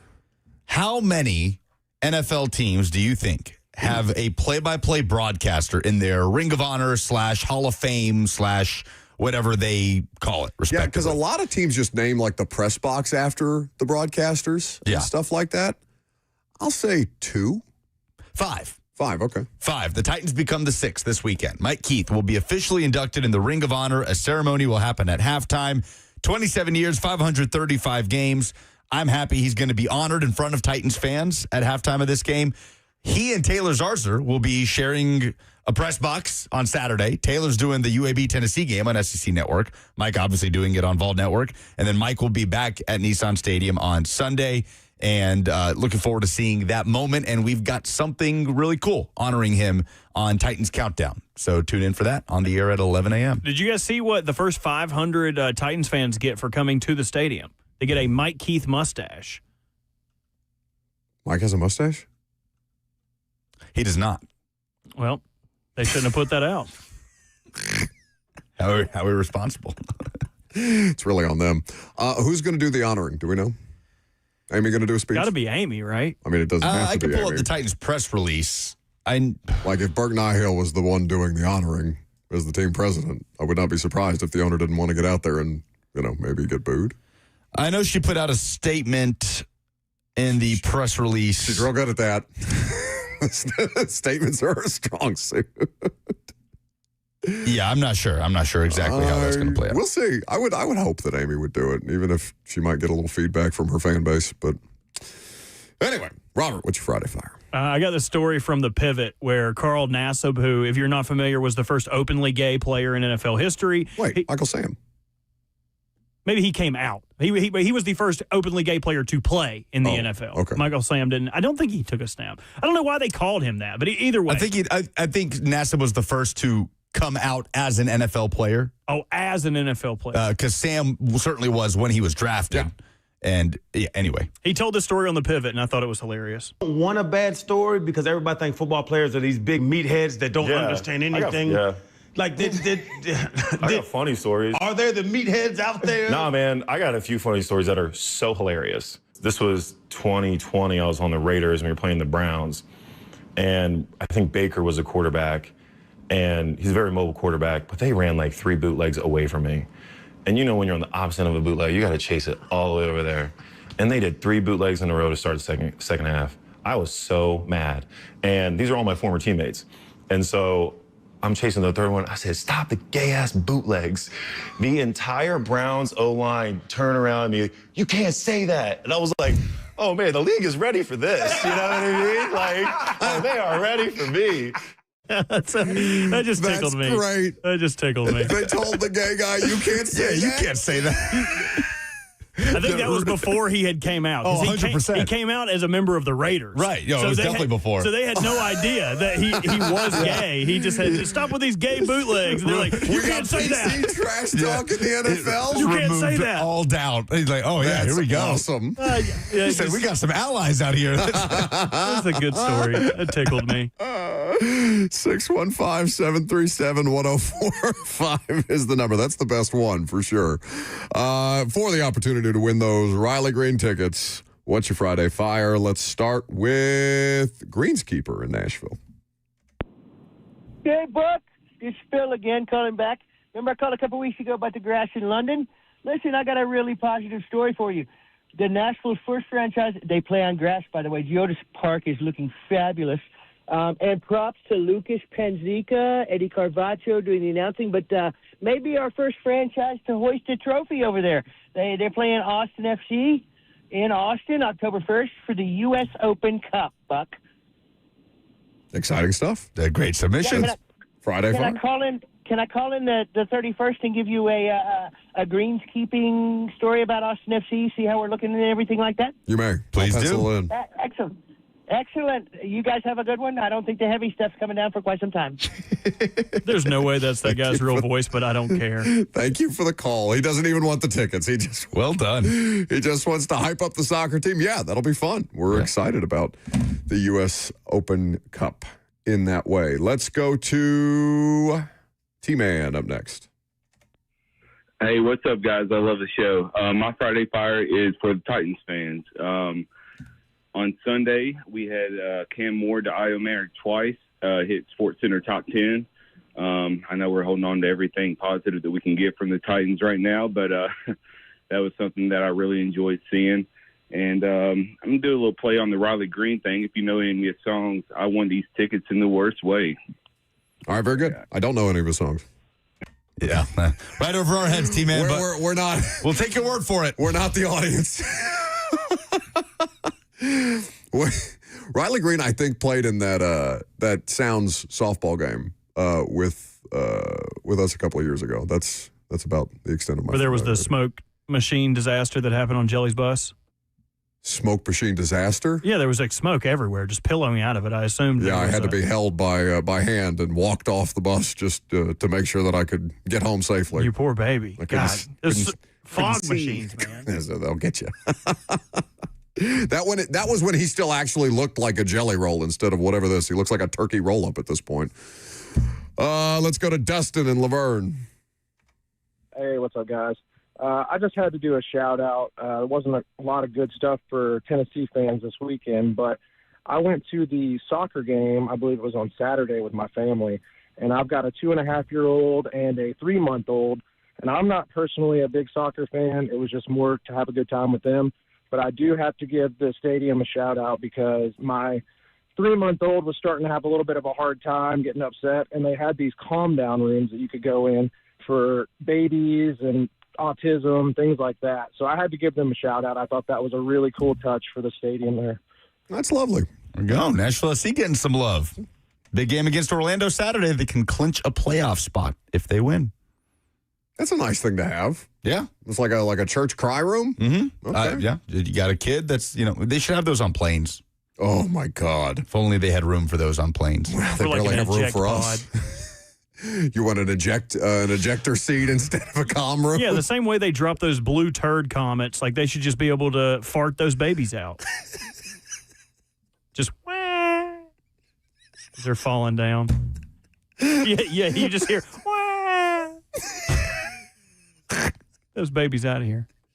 It's the one thing that makes me, of the many reasons that I'm not interested in having kids in my life, like flying on a plane with a child seems like hell.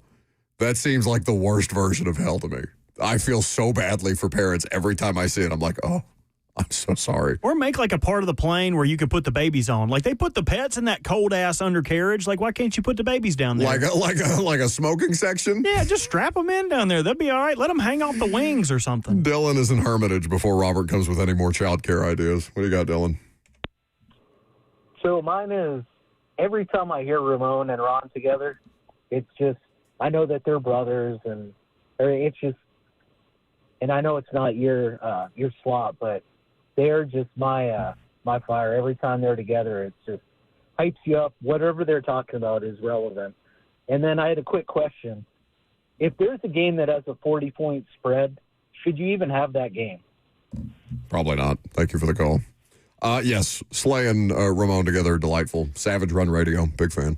You should have those games, by the way, Dylan, because those are the games that keep certain programs propped up. Oh, you mean from a financial standpoint? Yeah, like Tennessee 30.5-point favorites against UAB. UAB going to get a nice check out of that. Yeah, that's fair.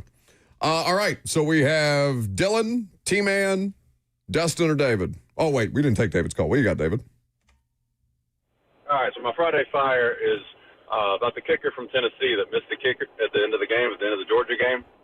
And everybody came out and supported him afterwards. I was really kind of surprised that all the Tennessee fans, the players, the coaches, everybody came out just really supporting him even after the missed kick. And it was just kind of nice to see somebody talking good about somebody who had a rough kick rather than just, slamming him all the time.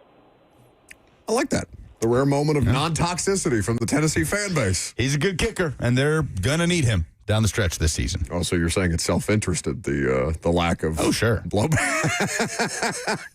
All right, who wins? I like the comm room submission. Yeah, Dustin. That's a really nice thing. That's not something that I associate with sports stadiums, but it's good that they're doing that. So well done by Nashville SC and Geodis Park. What? They may not have them at the Riley Green concert. So don't use one of your 2 tickets on the youngins. Bring your wife or girlfriend or buddy or friend or favorite producer. You want to go to a Riley Green show? I just want to go somewhere. Do they have a bar? Don't they? I mean, all of them have bars now. I just want to go somewhere. Okay. We'll get you some lunch in a minute, buddy. It'll be all right. Congratulations to Dustin, then, for winning. Every Friday, we have cool things, and you can give us cool stories about the thing that made you happy this week. Brett Kern is here. We'll pick games next.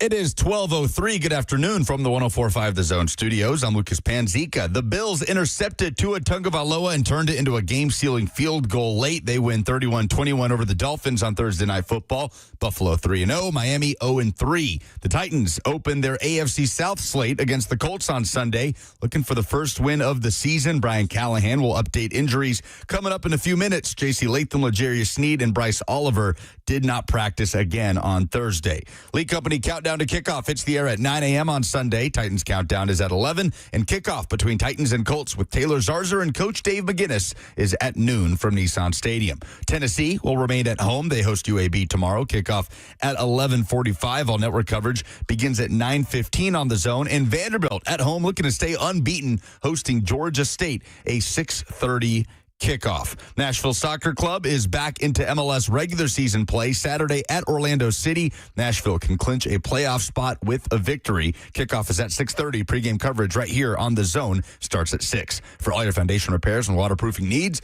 visit USSTN.com. Breaking news at once on your home for the Titans and Vols. This is 104.5 The Zone.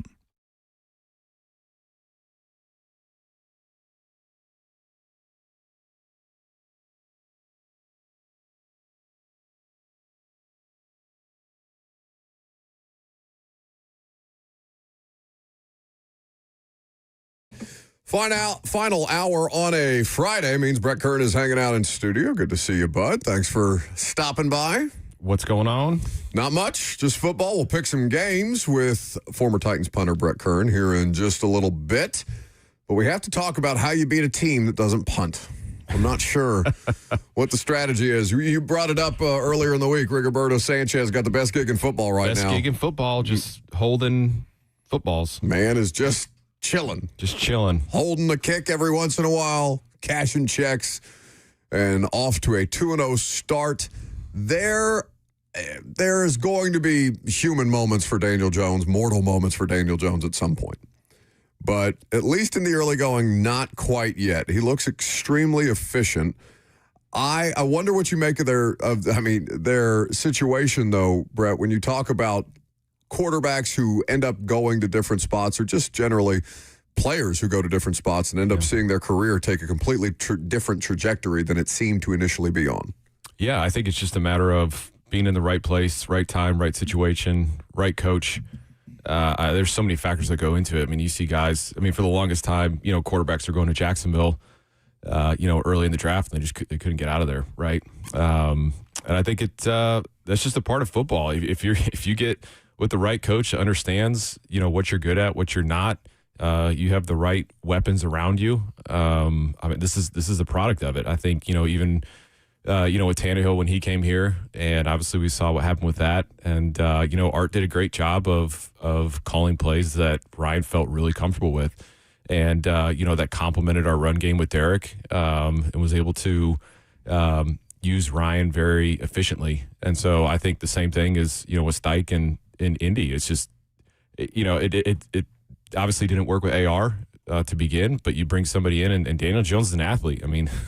There's multiple plays. Yeah, there was the one where he was running away and he trips on the turf and fumbled, all that kind of stuff. But he pulled away from everybody. But he pulled away from people, and he's an athlete. And so, he was obviously very effective with Jalen Hurts in Philly, and to come here, and he's got a great offensive line. You got weapons and Pittman. Alec Pierce, Josh Downs, and you got, JT in the backfield, and now Tyler Warren, who's, turning out, to be a potential stud. And so everything's just clicking. And this is what happens when you can get in the right environment that suits your game. Have you ever been around a player with as many cool nicknames as Daniel Jones? He's on an amazing run right now. Who had the best nickname on the Titans roster while you were there? You were there for a considerable amount of time. I love personally when Tierra Tart was here, we called him Pop Tart. Yep, that's Pop-Tart, a great good one. That's classic. Pop Tart's still out here popping people. Doing it with the Chargers. Yeah, getting fined for it. Side in the head. Oh, did he get a fine for it? Absolutely. Yeah. I don't know how much, but he definitely got that FedEx slip on Tuesday. That's the land of the former Titans, the LA Chargers. They just signed Rashad Weaver to the practice squad. They got, who else is out there? Elijah Molden. Hassan Haskins. Bud Dupree. Christian Fulton. Bud Dupree. No, Fulton's a Chief. Oh, I'm sorry. Yeah, Fulton was a Charger last year. Yes, you're right. But yeah, they've got quite a few. Good for them. I think Des Fitzpatrick might be hanging out there. I think he's a practice squad player. It's between the Ravens and the Chargers, teams who have taken Titans cast-offs, or not even cast-offs, but solid Titans players. No, he was waived. He was waived in August. Good for him for hanging on that long, though. I thought this was a goner. We were just talking about this, Brett. I brought up Isaiah Wilson, the curse of Isaiah Wilson bleeding through to all things Titans offensive line for the 5 years since they drafted that guy. The amount of players that came through that locker room at the back end of John's tenure, drafting dudes, from Isaiah to Des Fitzpatrick to, even Traylon. I know Traylon's not like a malcontent or a problematic person or anything like that, but just the amount of players that they churned through trying to chase guys that y'all let walk at the time. I can't imagine what that was like to be in the locker room and see all of those things play out in real time. Yeah, it was the Panda, man.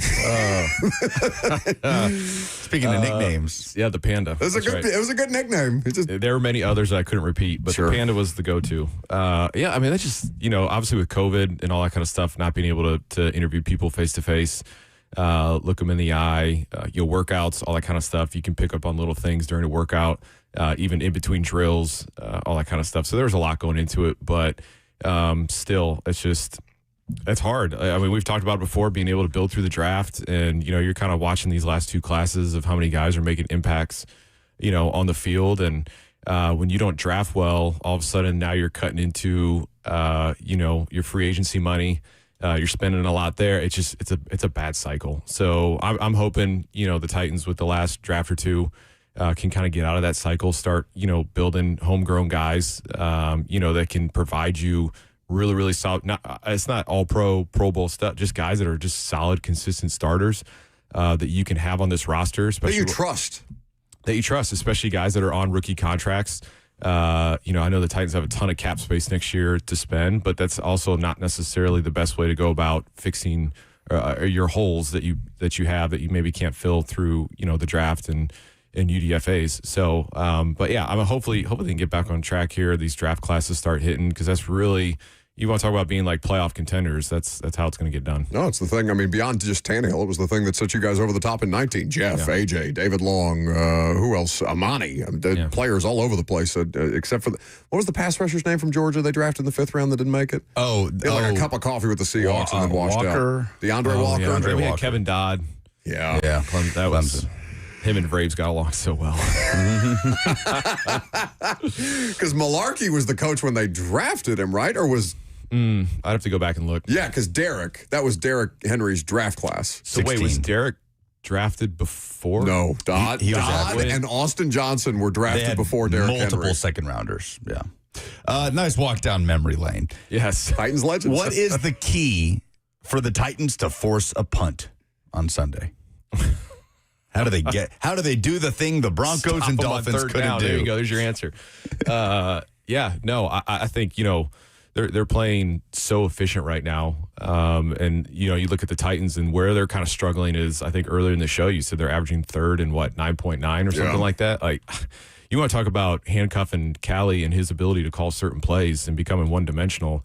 So I think the Titans have to do that. They have to be a little bit better on first down, second down. Can they stop the run? Is T-Sweat playing? And if he is, like, how effective will he be?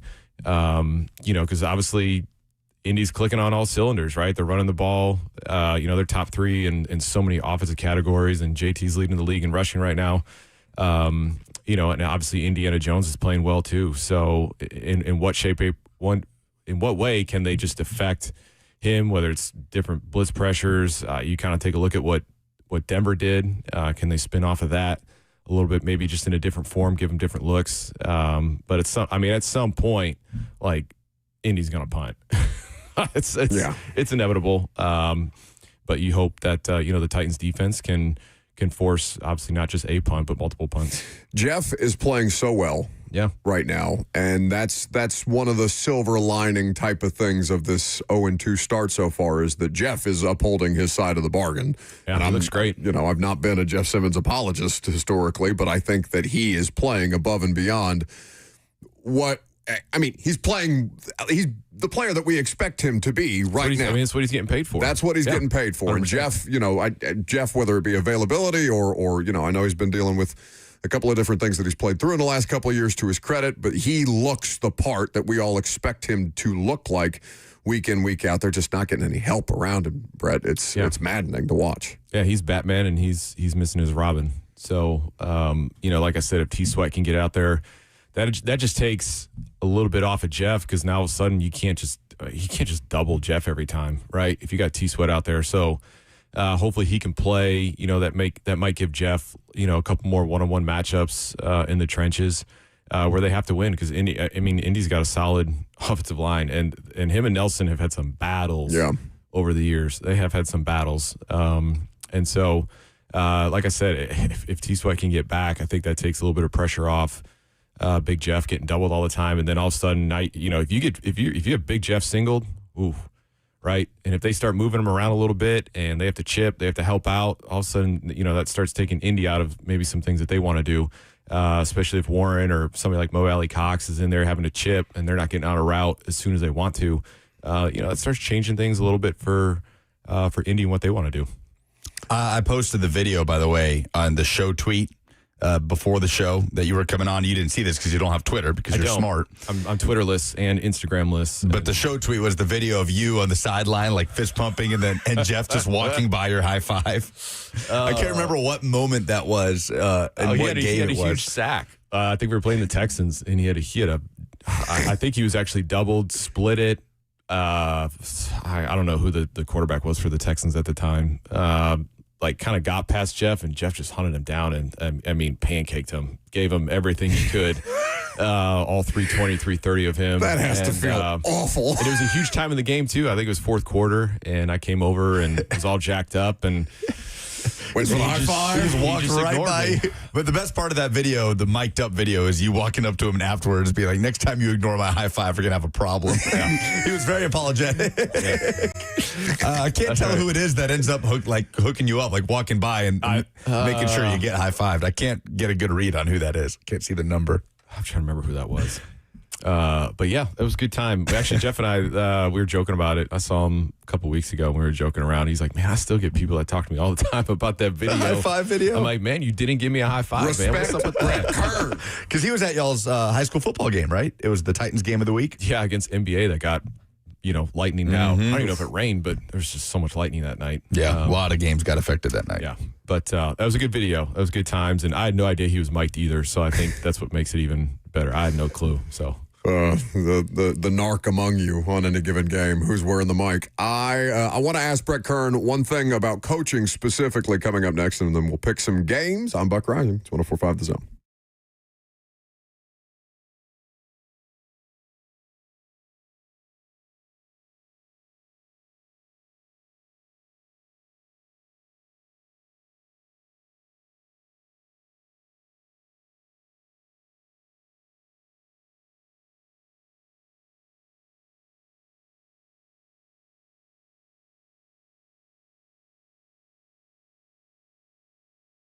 Your season, your shot. The NFL season is rolling, and every touchdown can bring you closer to a payout with DraftKings Sportsbook, an official sports betting partner of the NFL. From first touchdown score to anytime touchdown props, to the thrill of live in-game betting, every snap is loaded with opportunity, like this opportunity for you.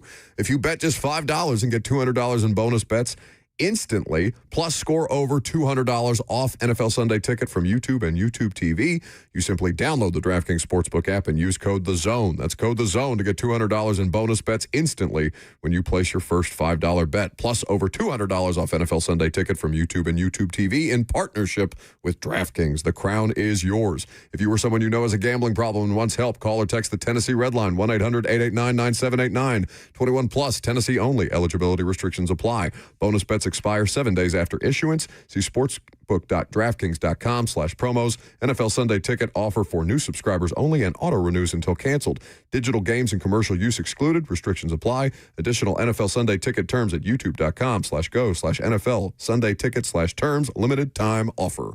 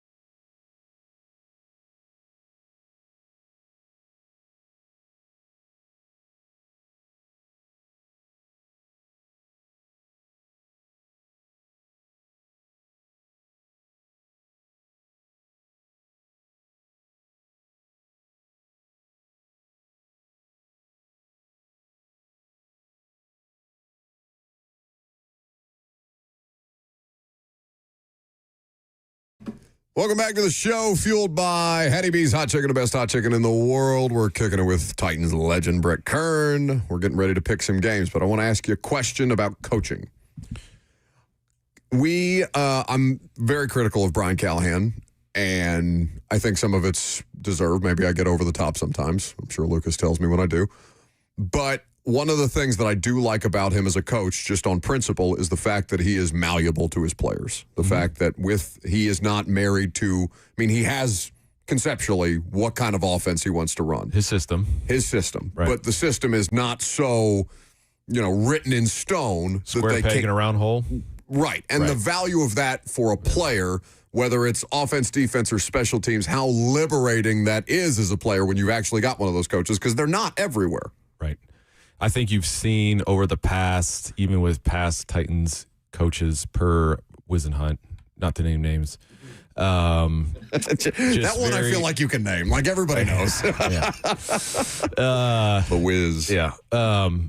Square peg in a round hole type system. Like, this is my system. You either run it or you can't. And if you can't, you're out of here. I think a lot of that is kind of fleeting.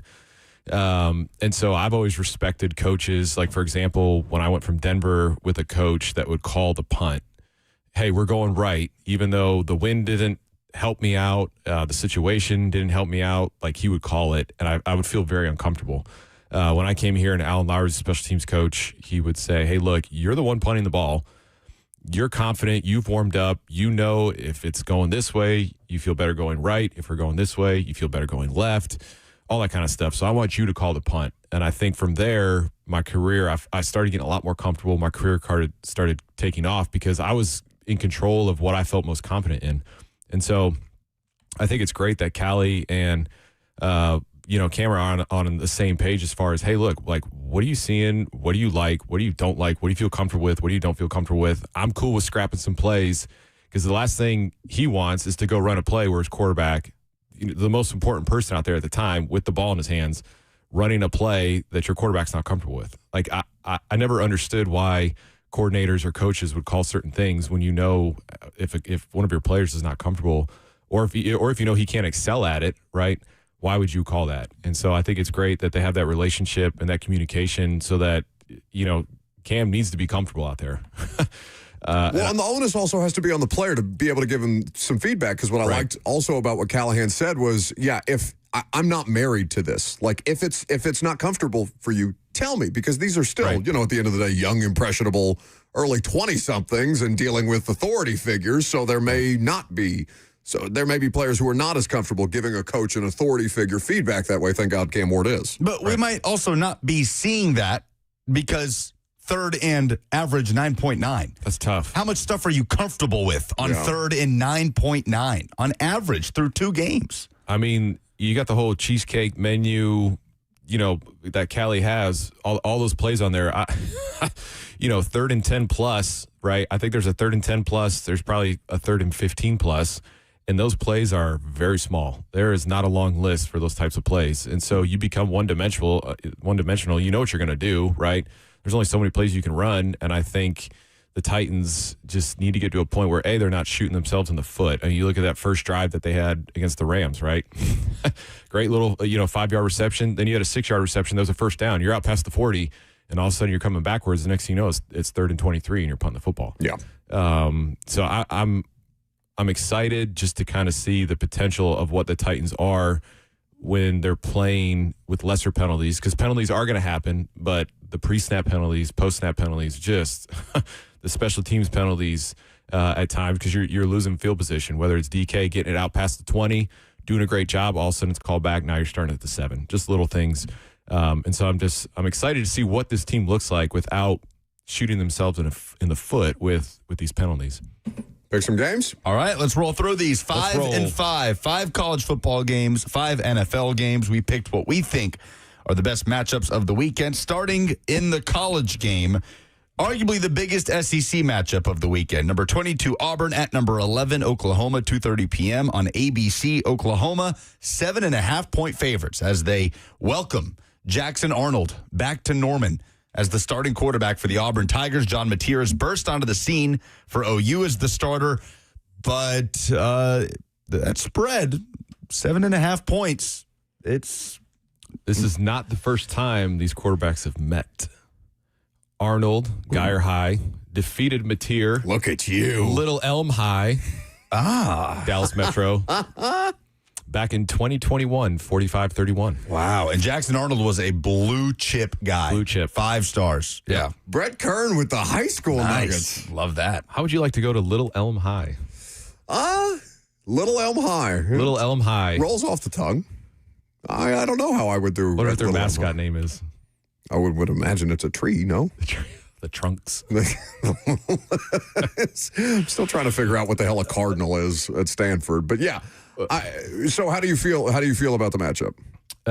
They are the Auburn has not beat a top 15 team on the road since they beat Ole Miss when they were number 4 since 2014. That's crazy. That's pretty crazy. And Mateer is the only quarterback. Auburn football has been down bad. Yeah, it's not great. But Mateer is the only quarterback in the country averaging over 300 yards passing and 50 yards rushing. So, but Auburn on the same, side, Cobb averaging 6.8, but Oklahoma's defense here is 34th in the country. So something's got to give. But I personally think Oklahoma covers. It's big, but I think Mateer is what now second in high, Beck's 1. Yeah. He's what 2 plus 950. He's one of the favorites for sure. One of the favorites. So, by the way, they are the Lobos. Little Elm Lobos. The land of Cole Beasley. You look at the Wikipedia notable alumni, and the first name is Cole Beasley, American football player, rapper. What? Yeah, apparently he's a rapper now. All right. We'll have to check it out. Maybe him and Big Panda. Maybe some intro music. Laying down a track. We can find Robert's not even there. Oh, he went for the chicken. Oh, okay. Nice. Again, we have to feed them to keep them engaged. Yeah, you've lost me. The scoring defense for Oklahoma is one of the best in the country. It's top 4, 6.3 points per game so far. I don't think that Auburn may find opportunities, but I think it's going to be really difficult to widen that margin. So I would take Oklahoma to cover as well. All right. Yeah, I think Oklahoma wins, but Auburn covers. I don't know. This game, there's so much lying on it. I feel like it's going to be a good game. Michigan, 1.5-point favorites at Nebraska. Michigan without head coach Sharon Moore. He is suspended, serving the first of a 2-game suspension. So he is allowed no contact. Biff Poggi, is it Poggi? Poggi. I think it's Poggi. We'll just go with Biff. Biff with his cutoffs and everything. The interim coach this week, Michigan at Nebraska. Nebraska has also 27 straight losses to AP top 25 teams. Going back to 2016. They're due. But Minnie Mahomes off to a solid start this year. 829 yards passing, 77%. 8 touchdowns. So it's curious. Raiola was the number 2 quarterback coming out in the class of 24. Obviously, we know Underwood was the number 1 QB. Last year out of class of 2025. Do you guys know the number 1 QB coming out of 2024, that class, blue chip? Who's number 1?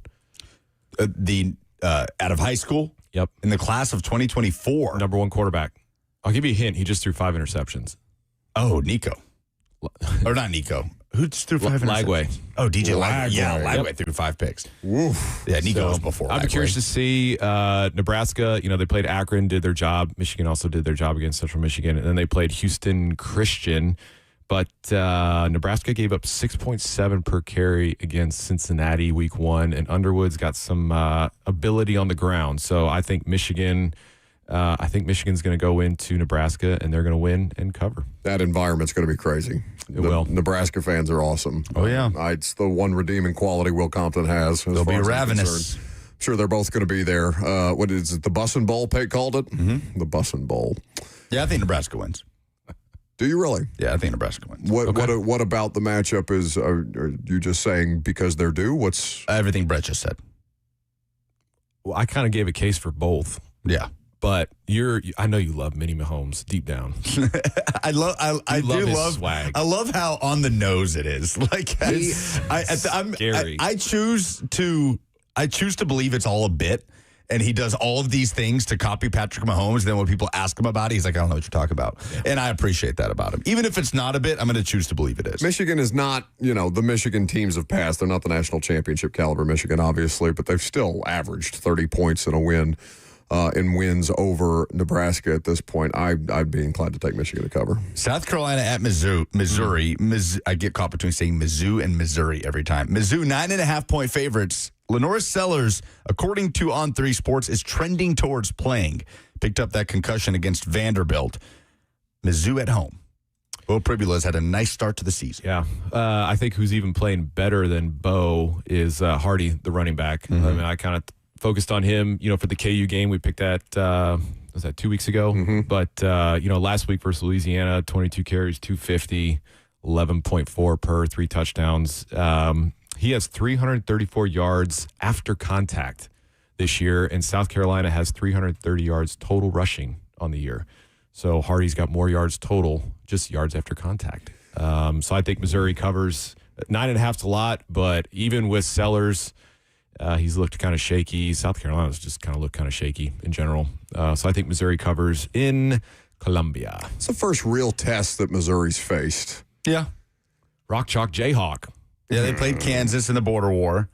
It's a big rivalry. It's a border war. Yeah, it's a big rivalry. Gotta have big stakes. Yeah. And look, that's a good they were playing a pretty good quarterback on the other side of that game, too, in Jalen Daniels. South Carolina to cover, I think, feels, I don't know, this is an opportunity for Missouri to prove that they belong, truly that they belong, with the kind of respect that they're being talked about in the early going. And South Carolina is vulnerable at this point in time. I do still think that they're good enough to keep it within 9.5 points. It's not a huge line in college football, but I don't think that South Carolina's down so bad that they can't at least cover that. At least drag them down a little bit, right?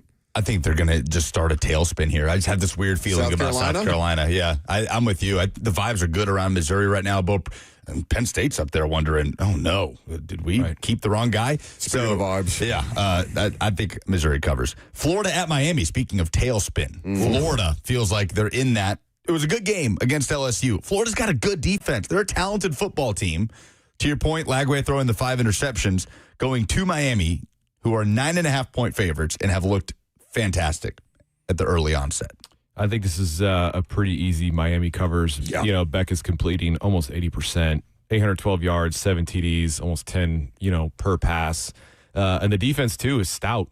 Gave up 40 yards rushing. Much better this year than last. USF compared to, Florida gave up 128 in their meeting. So I don't think this is difficult.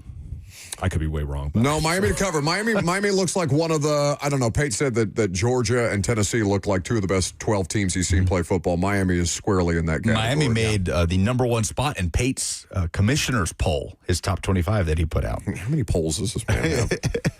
Immunity, as he would say. Miami to cover. Big Ten matchup at Buck's alma mater. Here we go. Indiana hosting Illinois, and the Hoosiers are 6.5-point favorites. What game they should have been. We were robbed, but it's fine. Ranked matchup at Memorial Stadium. How many Memorial Stadiums are out there? This is the one in Bloomington. Yes. A lot of memorials. Indiana has played it very close to the vest so far this season.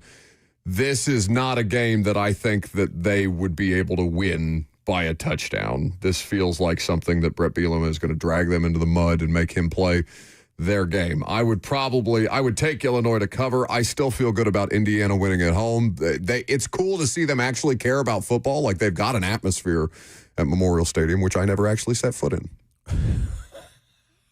It's not true graduation. I graduated in Memorial Stadium, but that's only because the basketball stadium was under construction at the time. I'm the only class to not graduate at the basketball stadium. I'll be curious to see 2 NFL quarterback prospects. Yeah. Mendoza, Altmaier, a lot of returners. Illinois returns 75%. Indiana's up there, I think 62.5%, just returning starters, which is great. That's a sign for both programs that they're not losing guys to the NIL. And so obviously the culture at both schools is pretty solid for that to happen. I think there's a couple of injuries with Illinois. I know their star DB, Scott, I think he's not playing. But I don't know. Like, this is one of those games where, Illinois played Duke, but Indiana, obviously, they beat Old Dominion, which, got a coach fired last week in Virginia Tech. Kennesaw State, Indiana State obviously handled business with both of those teams. But I think I'm with you, Buck. I think Indiana wins it, but I think it's going to be close, like a field goal game. So I think Illinois covers. Feels close. Brian Callahan has just ruled J.C. Latham out. Yep. For Sunday against the Colts. He has also said, I'm reading from Jim Wyatt here, that cornerback Jalen Armour-Davis is prepping to play this week. Sounds like he'll be active for the first time. So let's go ahead and pick Titans-Colts. Colts 4.5-point favorites at Nissan Stadium. Titans have not gotten the better of the Colts since 2022. I mean, I lost to Andrew Luck. It felt like 100 times in a row. So it was 11, but I'm sure it felt like 100. Yeah, it felt like 100. Yeah, I don't know. Is there anything? Did he say anything on Sweat? I haven't seen anything come out about Sweat. If they're not ruling him out, I think he's going to play. Yeah, Snead and Brownlee seem like they're both on the injury report, so Armour-Davis is probably going to see that action. They might be without one of those two guys, if not both. We'll see, but I haven't seen anything on Sweat so far. Just tape that sucker up and give him some vitamin T. It'd be all right. I don't know. I mean, the Colts are... Vitamin T, Toradol, for those of you who are unfamiliar. It's vitamin T. I think Colts are top 5, actually top 3, really, in almost every single offensive category. Maybe this is the battle of the kickers. Ooh. 2 good kickers. Spencer Schrader, 9 for 9, leads the league, 9 attempts. Joey Sly, 8 for 8, 3 for 3 over 50. Schrader hasn't attempted one over 50. He did last week, but obviously I got called back to push up to a 45-yarder, which was nice for him. But, I think the Colts, they win it by 6-7. I really did not mean to do that for everybody listening. I didn't, the 6-7 reference. I think the Colts cover. I think they win, and yeah. All right, we got to roll through these. Rams at Eagles, Philly 3.5-point favorites. Yeah, at what point does KP, Kevin Patullo, I was with him here in 2014. He was assistant wide receivers coach. Does that offense come alive? Jalen Hurts, 252 yards passing through 2 games. Saquon's only averaging 3.7. We saw last week, 22 targets, 14 catches for 197 yards between Devontae and Puka. So if Stafford's got time to throw, I think he's going to pick apart that young secondary. Rams defense is good enough. So I know Eagles are favored 3.5, but I think the Rams cover. Rams money line. Okay.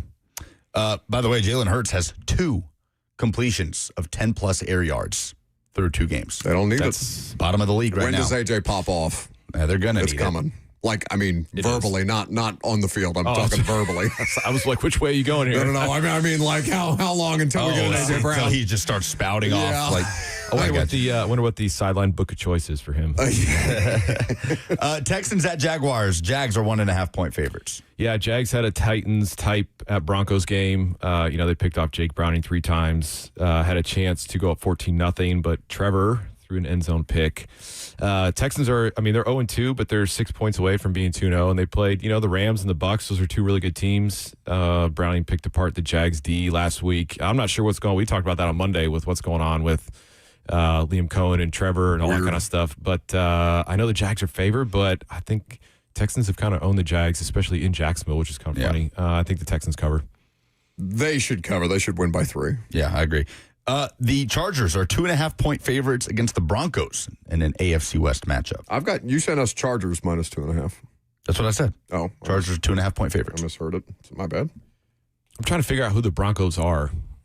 Defensively, I was kind of surprised they gave up 165 yards to JT last week. Bo Nix has been, yeah. They should be 2-0, though.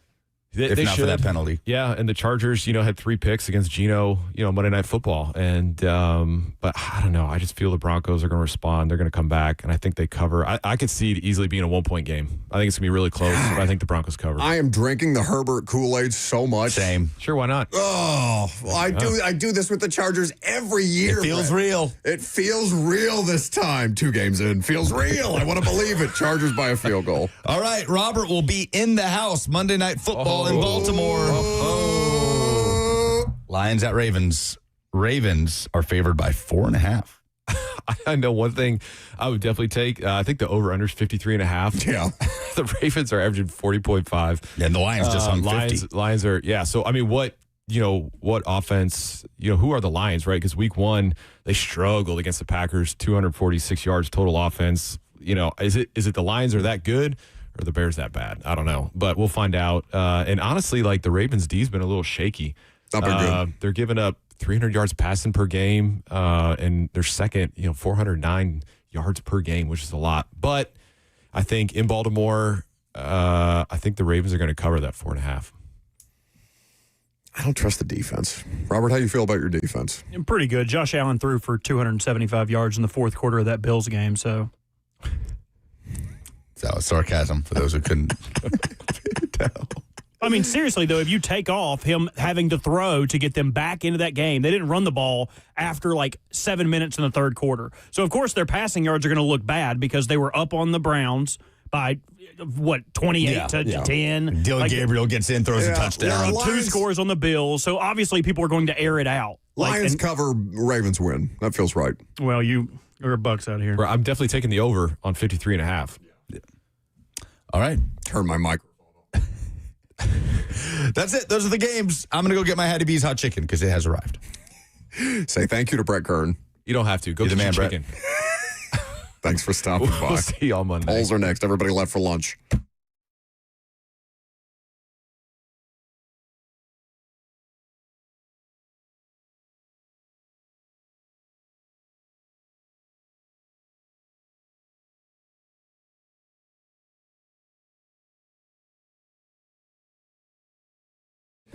Hiller is here to help you. Happy you'll be or the service is free. That is the Happy Hiller promise, and that's a 100% satisfaction guarantee when you deal with Hiller. No one wants to deal with a plumbing, HVAC, or electrical emergency. Most of the time, you don't even know what it will cost or if it'll get fixed correctly or if somebody's just trying to sell you something.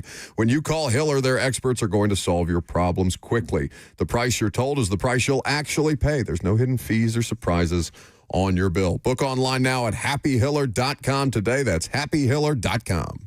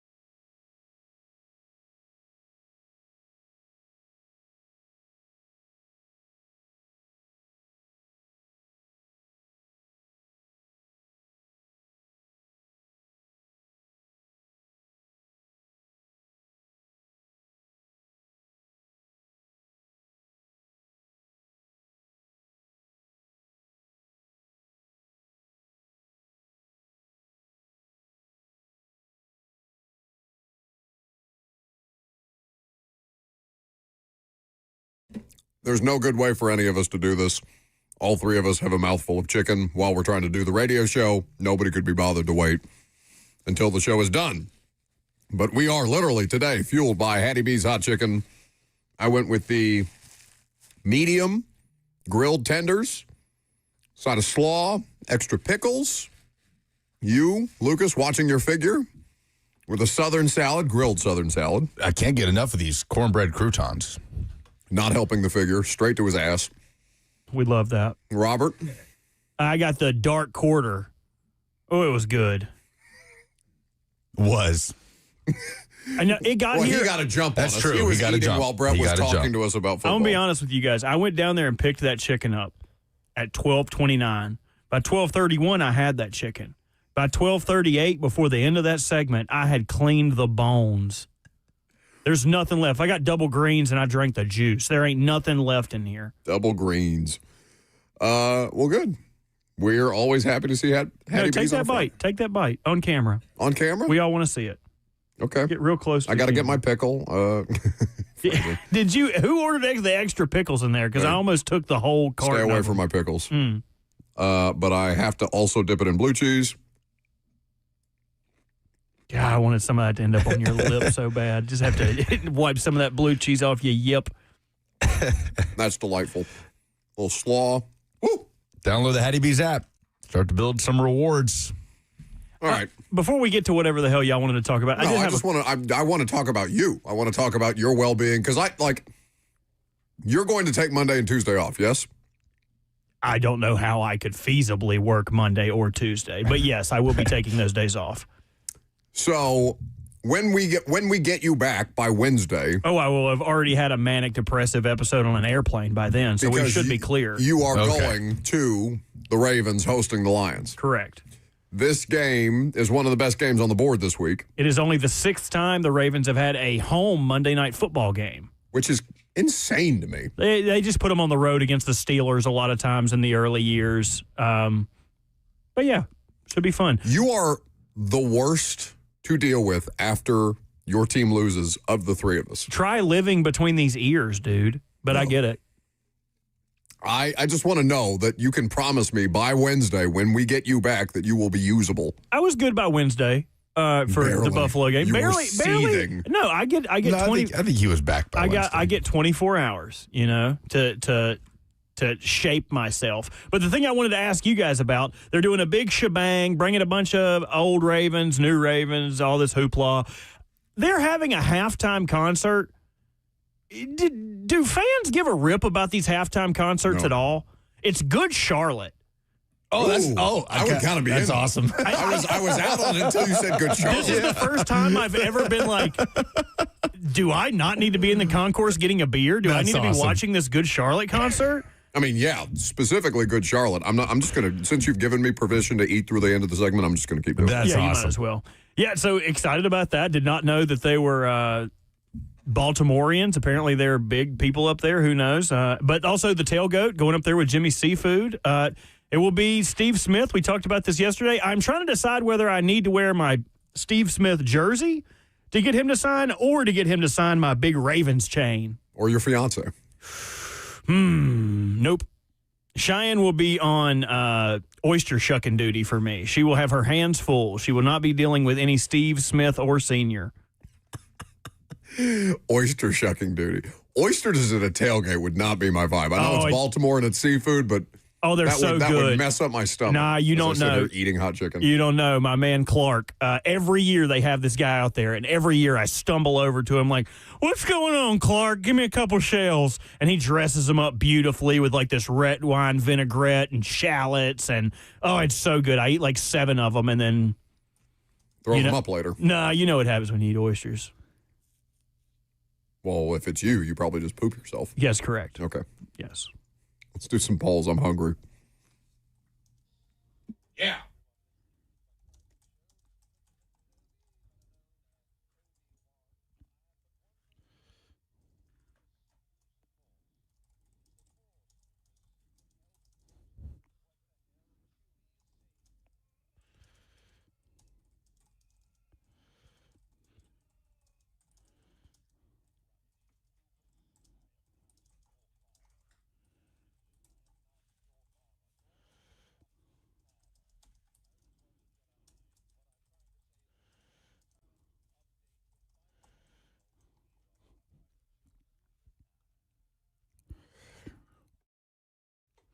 Presented by Two Rivers Ford, the South's most trusted Ford dealer. Who do the Titans most need to be available on Sunday? 81.6% say Latham.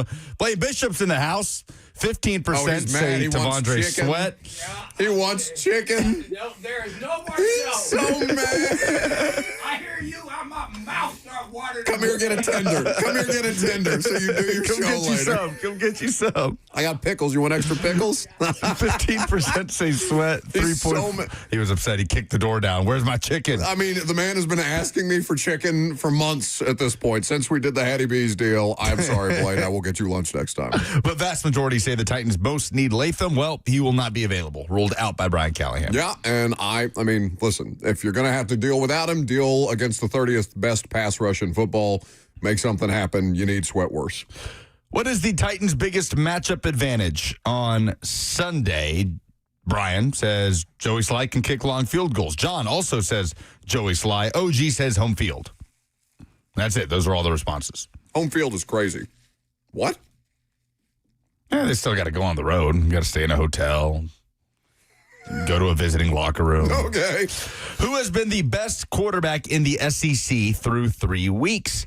Rod Reed, former TSU head coach, father of Marcel Reed, says Marcel Reed of Texas A&M. He absolutely has a case. Brian Karen say John Mateer. Diego Pavia, part of that conversation. The point is, Joey Aguilar, of course, a part of that conversation. The point is, all of the guys that we expected to be at the top of that heap, DJ Lagway, Garrett Nussmeier, Arch Manning, Lenora Sellers, are at the bottom of that heap. And it's everybody else jostling for that MVP type of role from the quarterback position. Guys, we're not even talking about like Ty Simpson, who quietly has been excellent through 2 weeks. I know it's Wisconsin and Louisiana Monroe. Still. But he's doing things Arch Manning isn't doing against inferior opponents. So the state of quarterback play in the SEC has been really good this year, and it's been none of the guys that we expected it to be. It's made for a fascinating dynamic, and let's see how that carries through this football weekend. Those are the polls. That's the show. We've got chicken to eat. We got football to watch. Lee coming to count down to kickoff, 9 a.m.